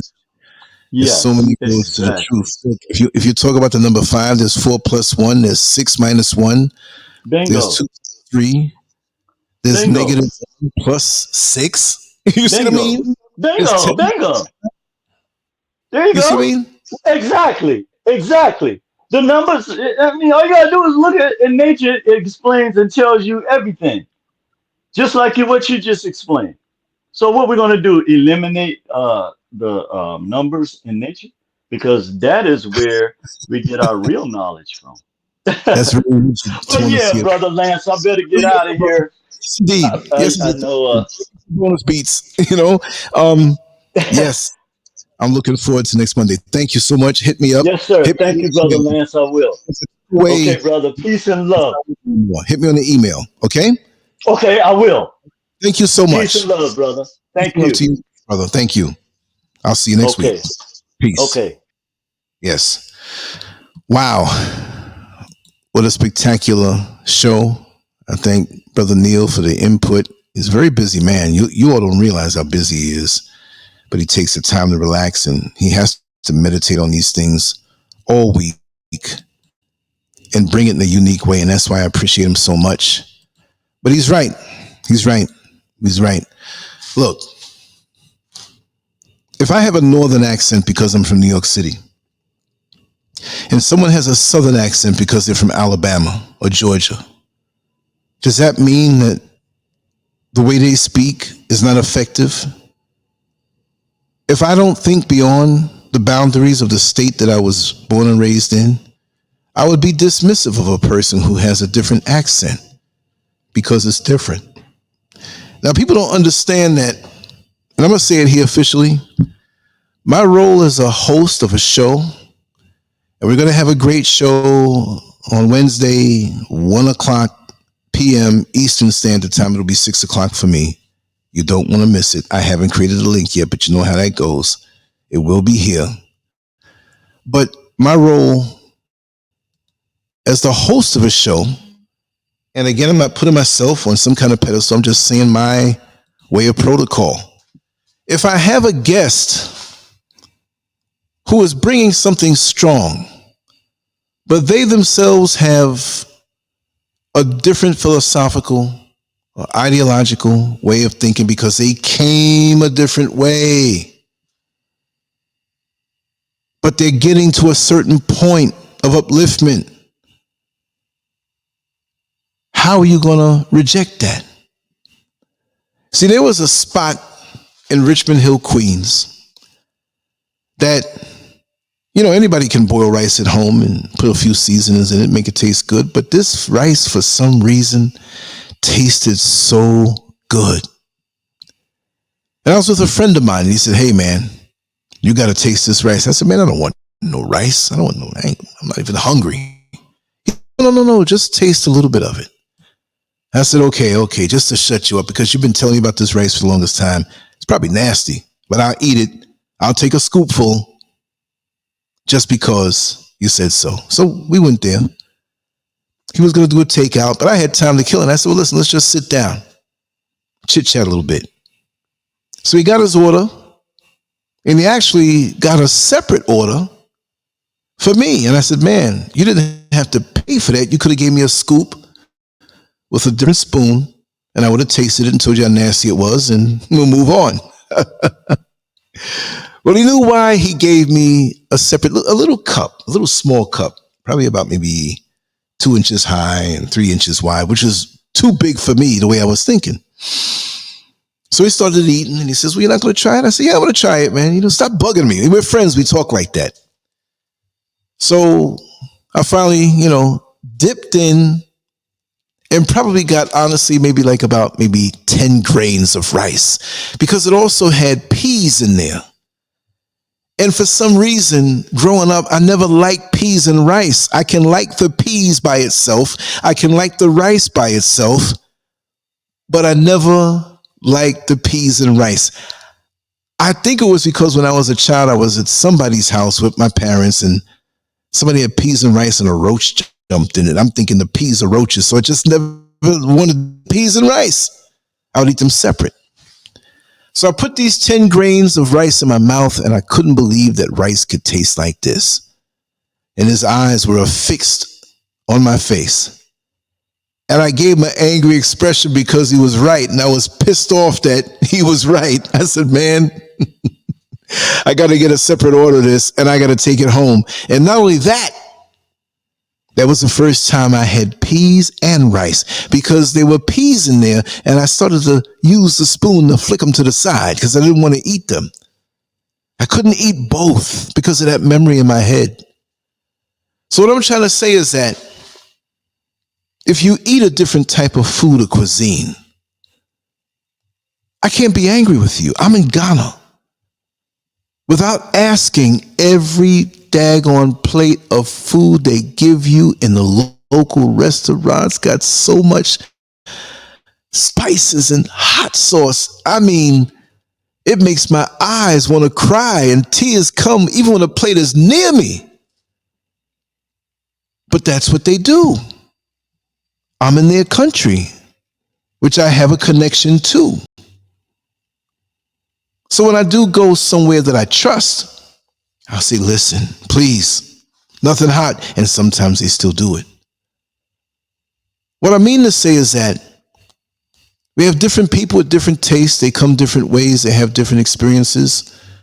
And it may be where what they present and the way they present it may not be the ultimate dish for you. It may not be your favorite cuisine. But after they come down the road all the way down to deliver their message, what is it about the core message that they're giving to you? You might not like the packaging it comes in. If you listen to some of the older shows that I've done, you'll see that I've talked to so many different types of people, and we have people who were sometimes regulars. They would say, wait a second, Lance, You had that white man on and he didn't say the N-word. He didn't insult you. But what he stood for, how would you have him on the show? I said, you have to be able to absorb and see how other people think. When you're at war, you want to get the intel on the enemy. You want to intercept their signals of communication to figure out what their next move is. That's with an enemy.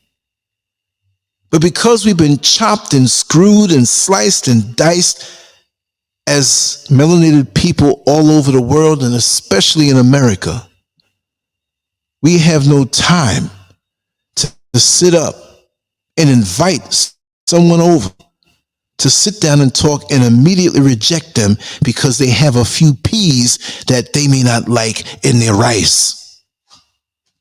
And if you listen, really listen, past the names they may call, past the way they dish out the food on the plate, you'll find that you can walk away elevated because that's what they specialize in.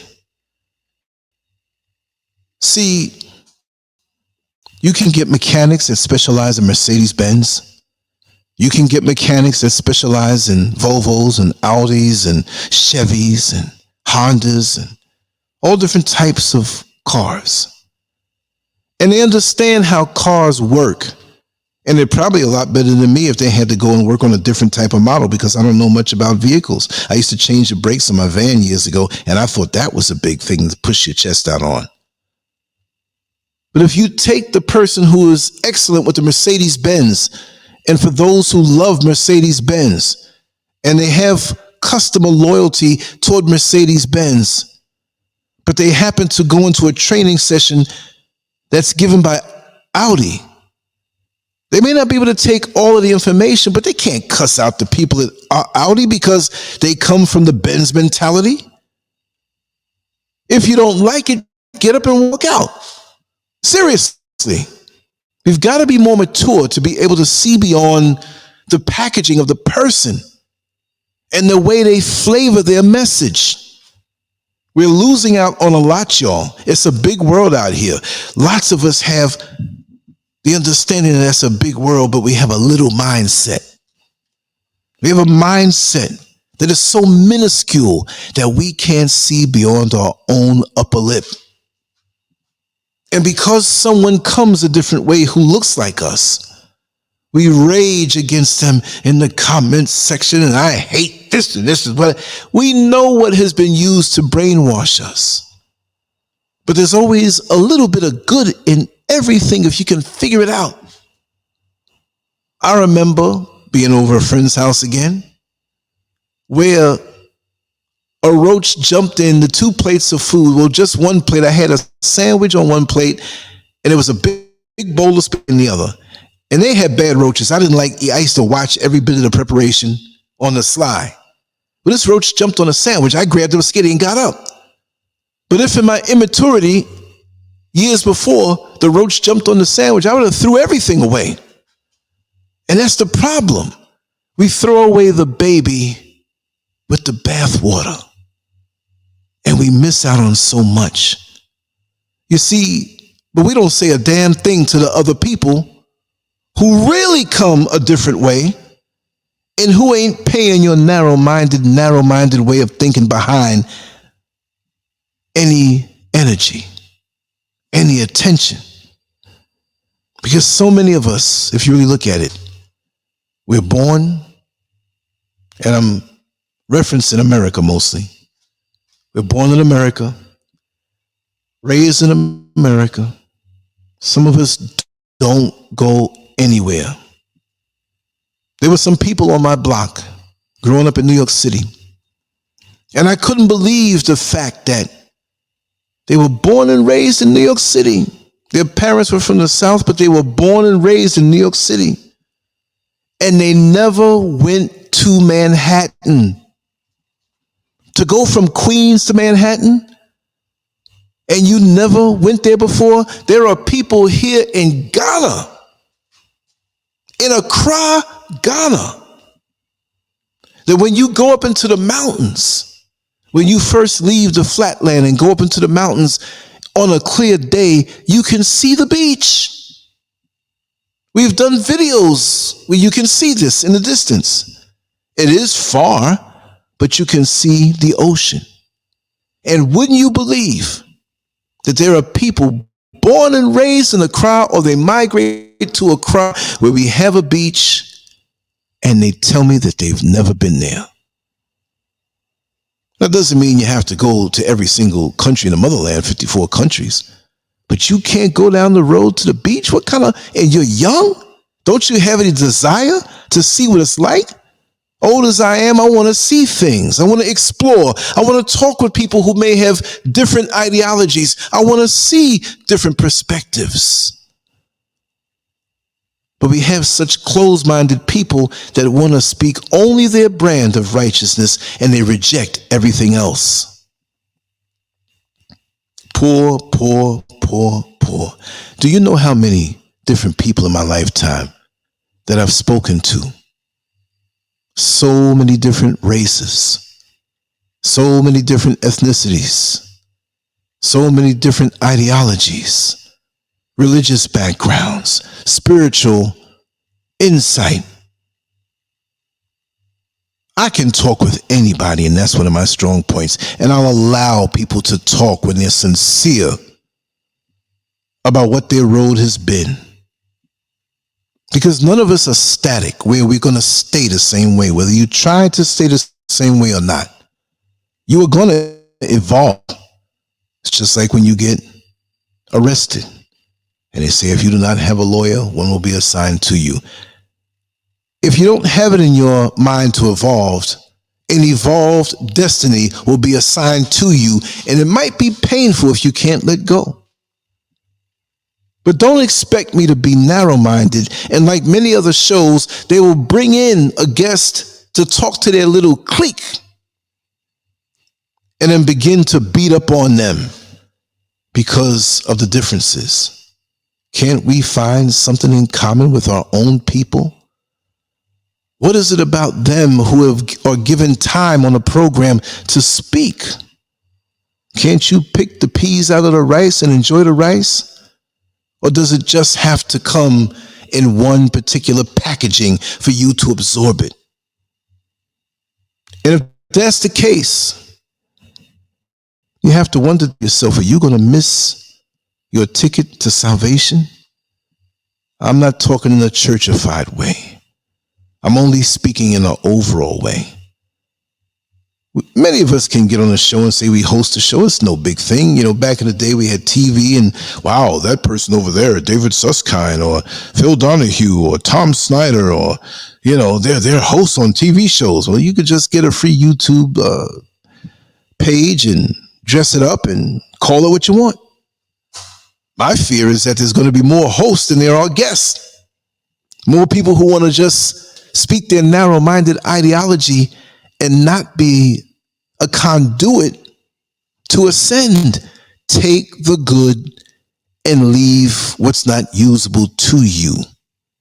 That's all. I come from a place, and especially in Astoria, Queens, which is not my neighborhood, but it's Queens, New York.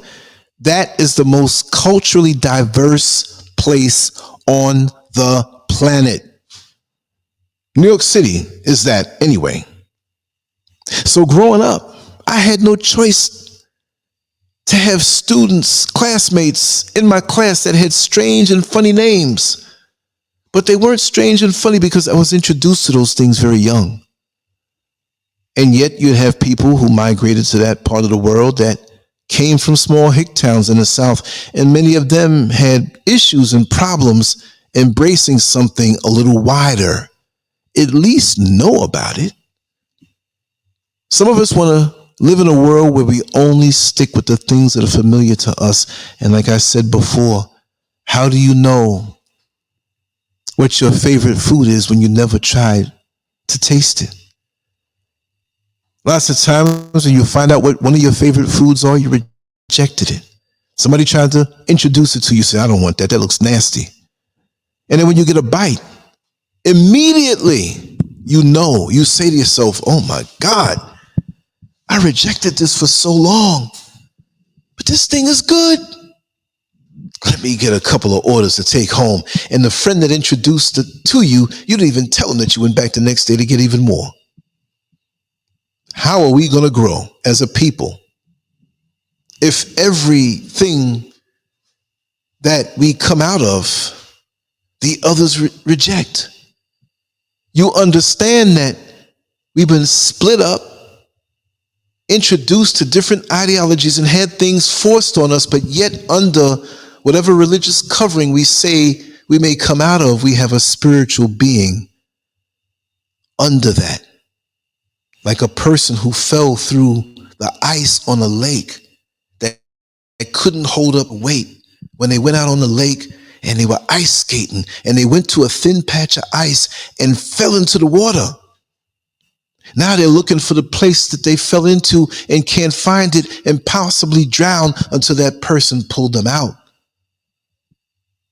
Well, we're skating on religion, we're skating on ideologies that we're taught, but the water under it is the spirituality that we all share. It's universal. And so if a person said, well, you know, they're skating over there by the Christian side, or they're skating over there by the Muslim side, and I'm a Muslim and I don't care about them Christians, so let them drown.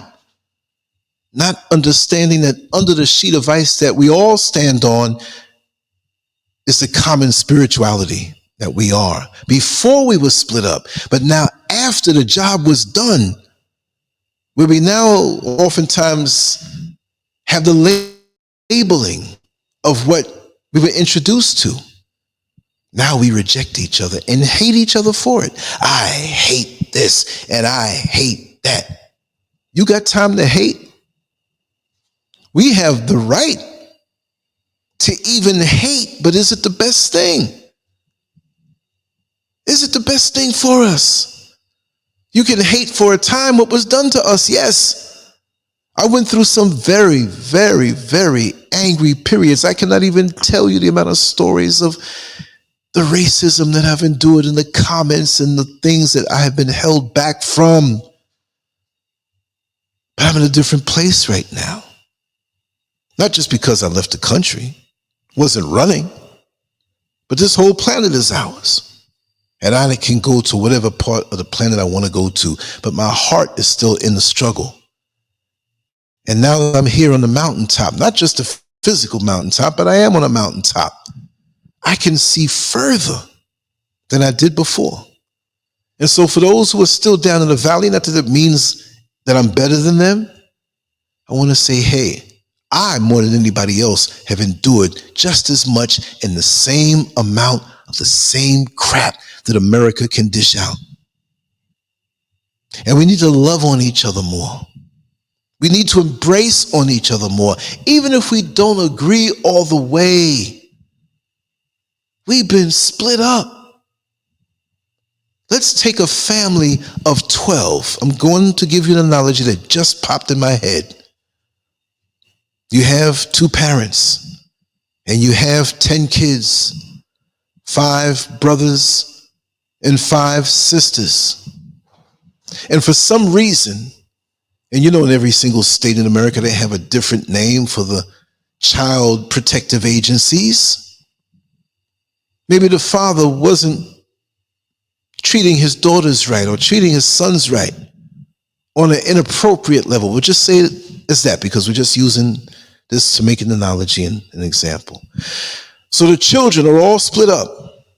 Some of these agencies try to keep some of them together, and some of them are ruthless and don't even care. So we have 5 brothers and 5 sisters who endured things that they should not have had to endure. But the child protective agencies in that particular state, whatever state you live in, you can make one up, they put them in 10 different households. And after a time now, they have 10 different last names. Can I ask you something? Are they not still brothers and sisters because they had an artificial new last name tacked on to the back of their name that they answer to now? Are they not still related? Are they not still brothers and sisters? You understand where I'm coming from? So some of us have been brought up in Christian households. Some of us are brought up in Islam. Some of us have parents who say that we're Hebrew Israelites. Some of us have parents and those affected our mindset, and we say we're atheists. But even with the atheists, in 2 instances, he will call out the name of God. Oh God! You want to know what 2 instances they are? When he knows he's about to have a fatal car collision, and when he's approaching a really good orgasm. Atheists will call the name of God. Y'all can laugh, that was a joke. But on a serious note, we've been split up. And so now we grab onto the piece of the boat that we have in our hand because the boat fell apart and we don't want to sink if we can't swim. So we hold on to this thing for dear life. And so one person may hold on to the left, the right, the front part. They have the different names. I forgot what they were. And so we say, oh, if I didn't hold on to the left side of the boat, I would have been dead. That is the right part to hold on to. And the next person says, well, that's what you say. But I'm alive because I held on to the right side of the boat. See? So we got to come up out of that. So if a person comes to you and shares things with you, but they're not going to strip themselves of their immediate ideology, it doesn't mean that they don't come in a good spirit. It doesn't mean that they come to change you. But relax with you're secure in who you are. I remember I was going to school one morning, the High School of Art and Design. This is back in the late 70s. And for some reason, probability had it that there was a whole carload of homosexuals on the train, on that particular car that I was on, maybe 95%, maybe. But it was obvious. I don't know if there was some kind of function going on in the city. I'm like, what the heck? But I know who I am. And I'm secure in me being a flaming heterosexual.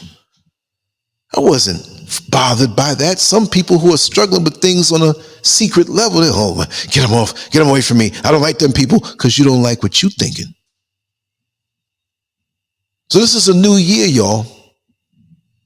And we're going into an evolved direction. I'm going to have funny, sometimes shows sprinkled with a little decadence and some jokes, but I'll let you know ahead of time. I say, hey, we're going to have one of them shows tonight. We've been too stressed and we need to laugh. And I'm going to go in, freestyle. And if you don't pick your nose, trust me, boogers will be all over the place by the way you laugh. I'm going to make you laugh. But on a serious note, are we going to close ourselves in? Doesn't mean you have to change. Why are you intimidated? You can learn maybe what your favorite food is, or get a nugget of truth from somebody who doesn't have the same belief system. Just lay back and enjoy. Because I've had so many various and varied and broad experiences in my life as a black man that many people are surprised when I speak of things that I've experienced. Because I had those kind of parents who exposed me to certain things, so I know how that works. I can get angry right now and get a black leather glove and get the beret and get the dark glasses and the boots and the military pants and be the card-carrying member of the Black Panthers of 2024. And you know what? I don't reject that. That is a side of the mosaic on who LANCESCURV is. But that's one part of me. That's one part of me. But if I see a child fall down and scrape their knee and cry, I'm not going to say, well, that's a white kid, let him hurt. Or a car coming down the road fast, and that little kid don't see the car coming, and I'm put there and I'm not going to snatch that kid out of the way. I know that kid would probably grow up and not look like people that look like me, but right is right and wrong is wrong. There's things that we have to do in our personal lives, and we got decisions to make. And if you walk around with the same narrow-minded way of doing things, you're going to miss out on a whole lot, and you will die. And I'm not saying transition. You will die because you cling on to the trauma. A lot of us don't want to let go of the trauma. How is it that I went down to Florida and got into a law enforcement position as a correctional officer after a few years earlier getting beat beat down to the core by 11 police officers. How can I hate police officers when they're close friends of mine that are close brothers that we've known each other from back in the 70s? How could I hate them now because of what happened to me? I had to have an expanded mindset. Oh, I hated the idea of police. But my struggle was, how can I hate my friend who would give his life for me? That had nothing to do with the police. And I'm going to tell you something else that many of you don't know. I'm not going to say the name. That night that I was beat down by those 11 police officers for nothing more than driving a brand new car, my friend, my close friend who was a police officer at the time, worked in that precinct, and his shift was over. And he heard what was going on the radio and didn't realize it was me, and he was so upset. He said, Lance, I am so sorry.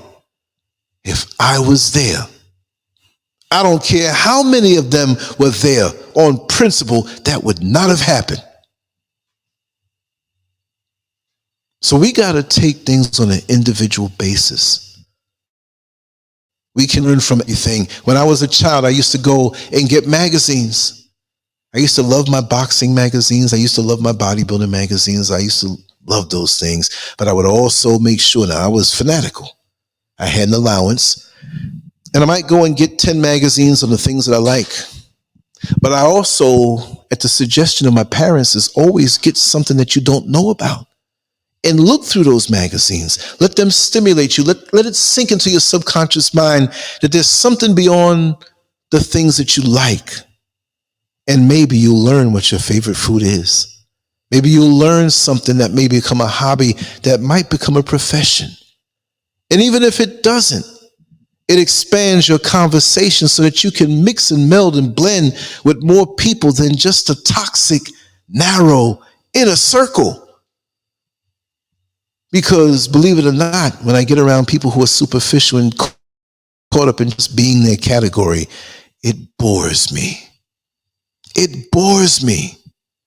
And what bores me when I see some of our melanated people rah, rah, rah on the same talking points that they were doing back in the 70s and the 80s. Yeah, nothing has changed. But is it the enemy's fault? Or is it our fault for not having any unity? And I'm not going to sit here and try to convince people who are diametrically opposed to uprising to unify. Some of y'all are going to die the way you are. I'm not picking any names out the chat room or anybody specifically, but we know how I'm talking. Some of us are going to die hating their own black people. Well, go ahead, but you're not down with me. And you can hate me, but you're not going to stop me from expanding and evolving. How dare you? I was given this life by my creator at a walk lockstep to the dictates of your toxicity. I'm not here to babysit your ideology. I got my own, which may have some overlap with yours. I'm not denying what I've been through. But at this point in my life, I can't have any limitations. I can't have any boundaries. Let's dissect it all and break it down. Do you know there's certain fruits in the world that you have never seen or heard before? I'm not saying that I know everything. No, I'm finding out. There's certain fruits in South America that don't even make it to America. There's certain fruits in Cambodia, in Vietnam, in Bangkok, in different parts of the world that they don't even bring into America. I want to taste those fruits. I want to know what it's like. There's certain things that grow in certain parts of Africa, which most things can grow here, that I never heard about before. I'm like, look at that. I got stuff growing in my backyard that I never knew about. I'm looking right at it, and I'm told, hey, peel this back and take a bite. Like, what is this? What the hell is this? I like this. But if I was narrow-minded, talking about what I hate because it doesn't fit in with what I have. I like all types of music. I like all types of conversation. And the conversation I give to others when they talk with me, they find it very interesting because I'm not closed off. That they see that I do have some commonalities, but there are things we don't have in common. And they can speak to me frankly, and we can have teachable moments and expand.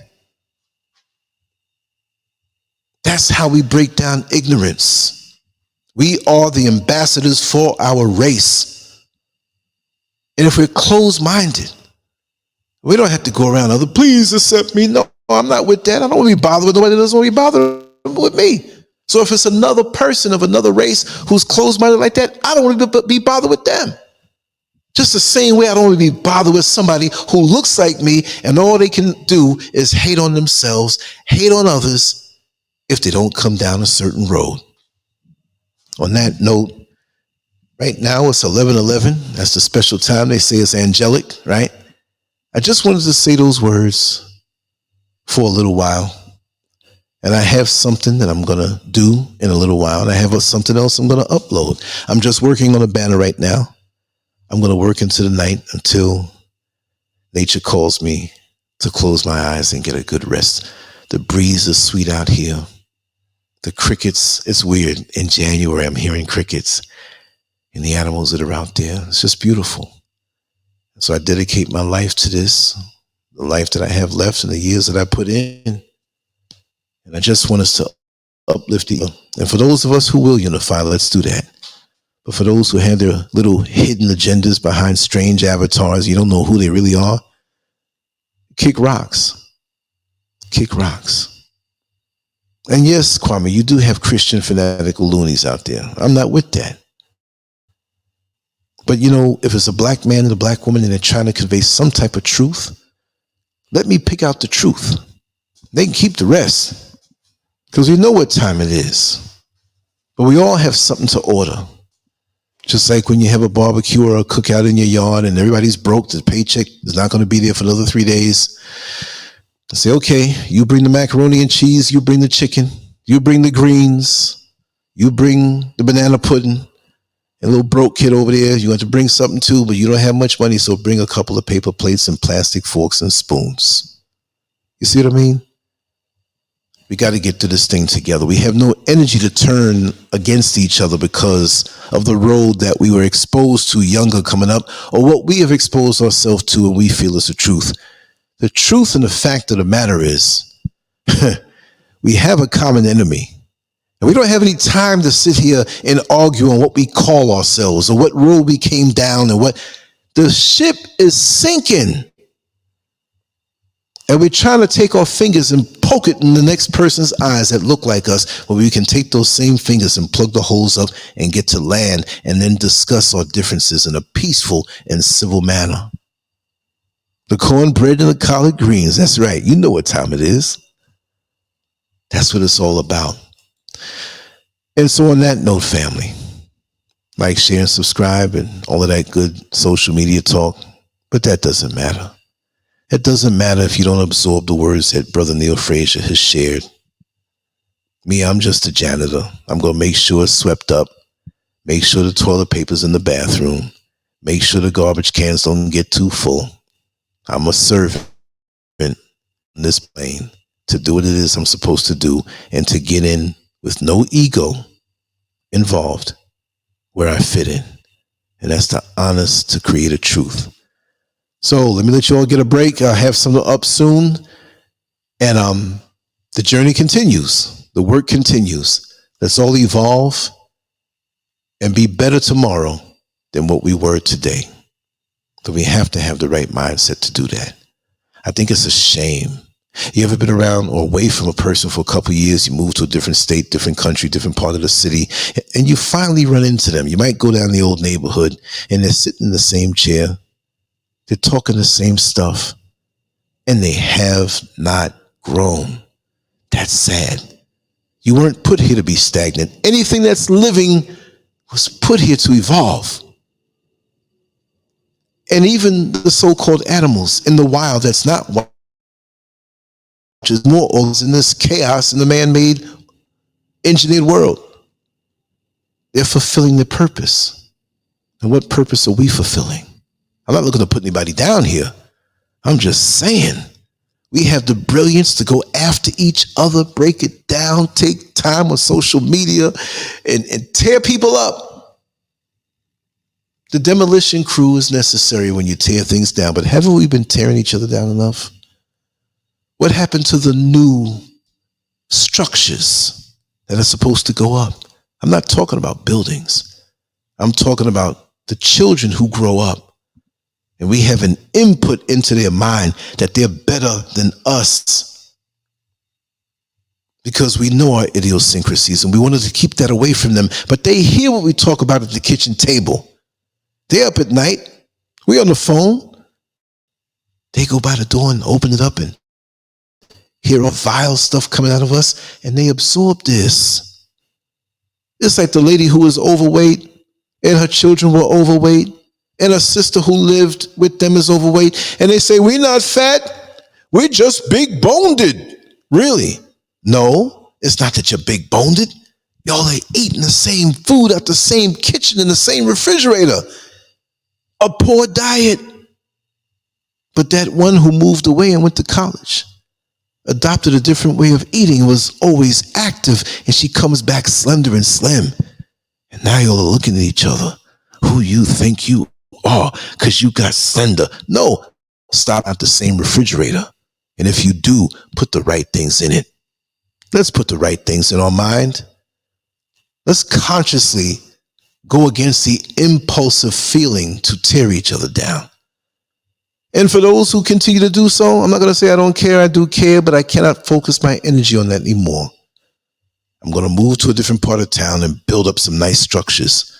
So if you want to tear it down, don't get mad when I'm living in a better community than you. And I don't mean community as far as house, but a state of mind that's more edifying to make me better every single day. Much love to you all. On to the next one. I love being here. I love being here. Thank you so much. LANCESCURV out. Peace.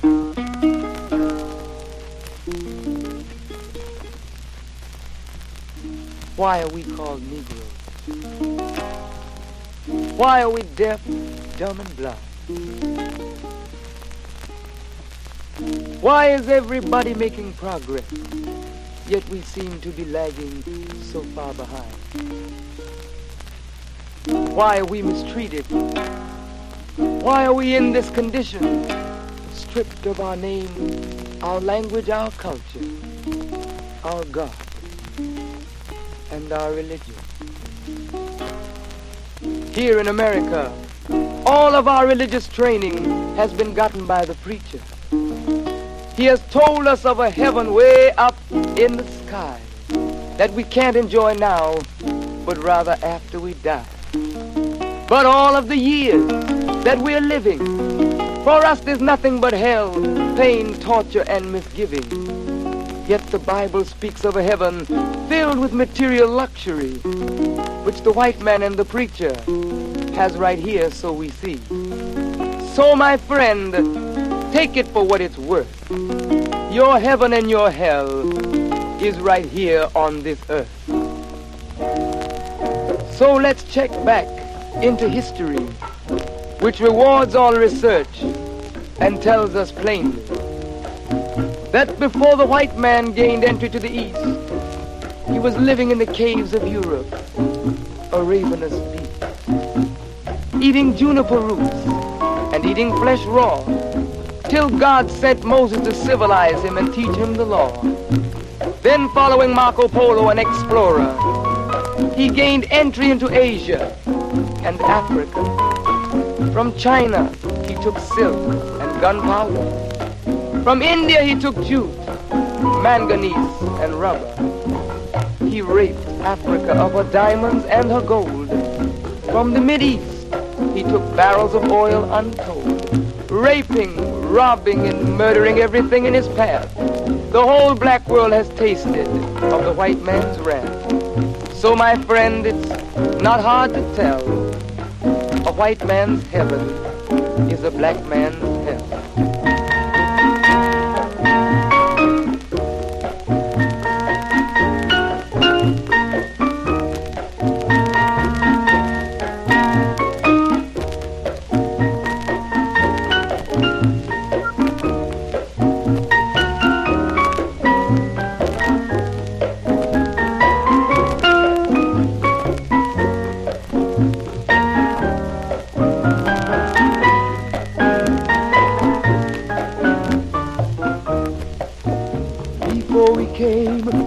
America, we were living in the east. By the Nile River, we were living in luxury, enjoying freedom, justice, and equality. We wore silken robes and slippers of gold. We were the wealthiest and the wisest people, I'm told. Now we are the poorest of the poor. Nobody wants us at their door. So my friend, it's easy to tell. White man heaven, black man hell.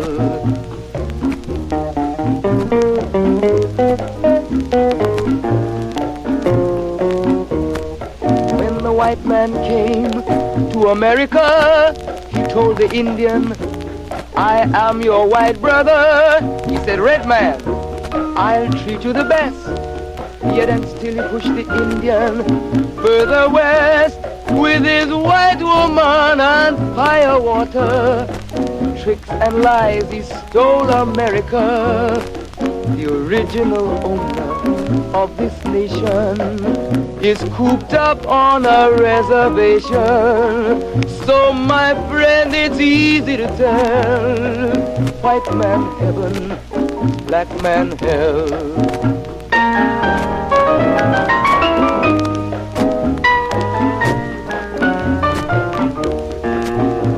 He needed someone to work the land. His back was too weak. He needed you, black man, so he commissioned Sir John Hawkins to commit the world's most grievous sin, to take a man who's born to be free and bring him down to slavery, to sell a man as merchandise, on his body put a price. Oh, my friend, it's easy to tell. White man heaven is a black man hell.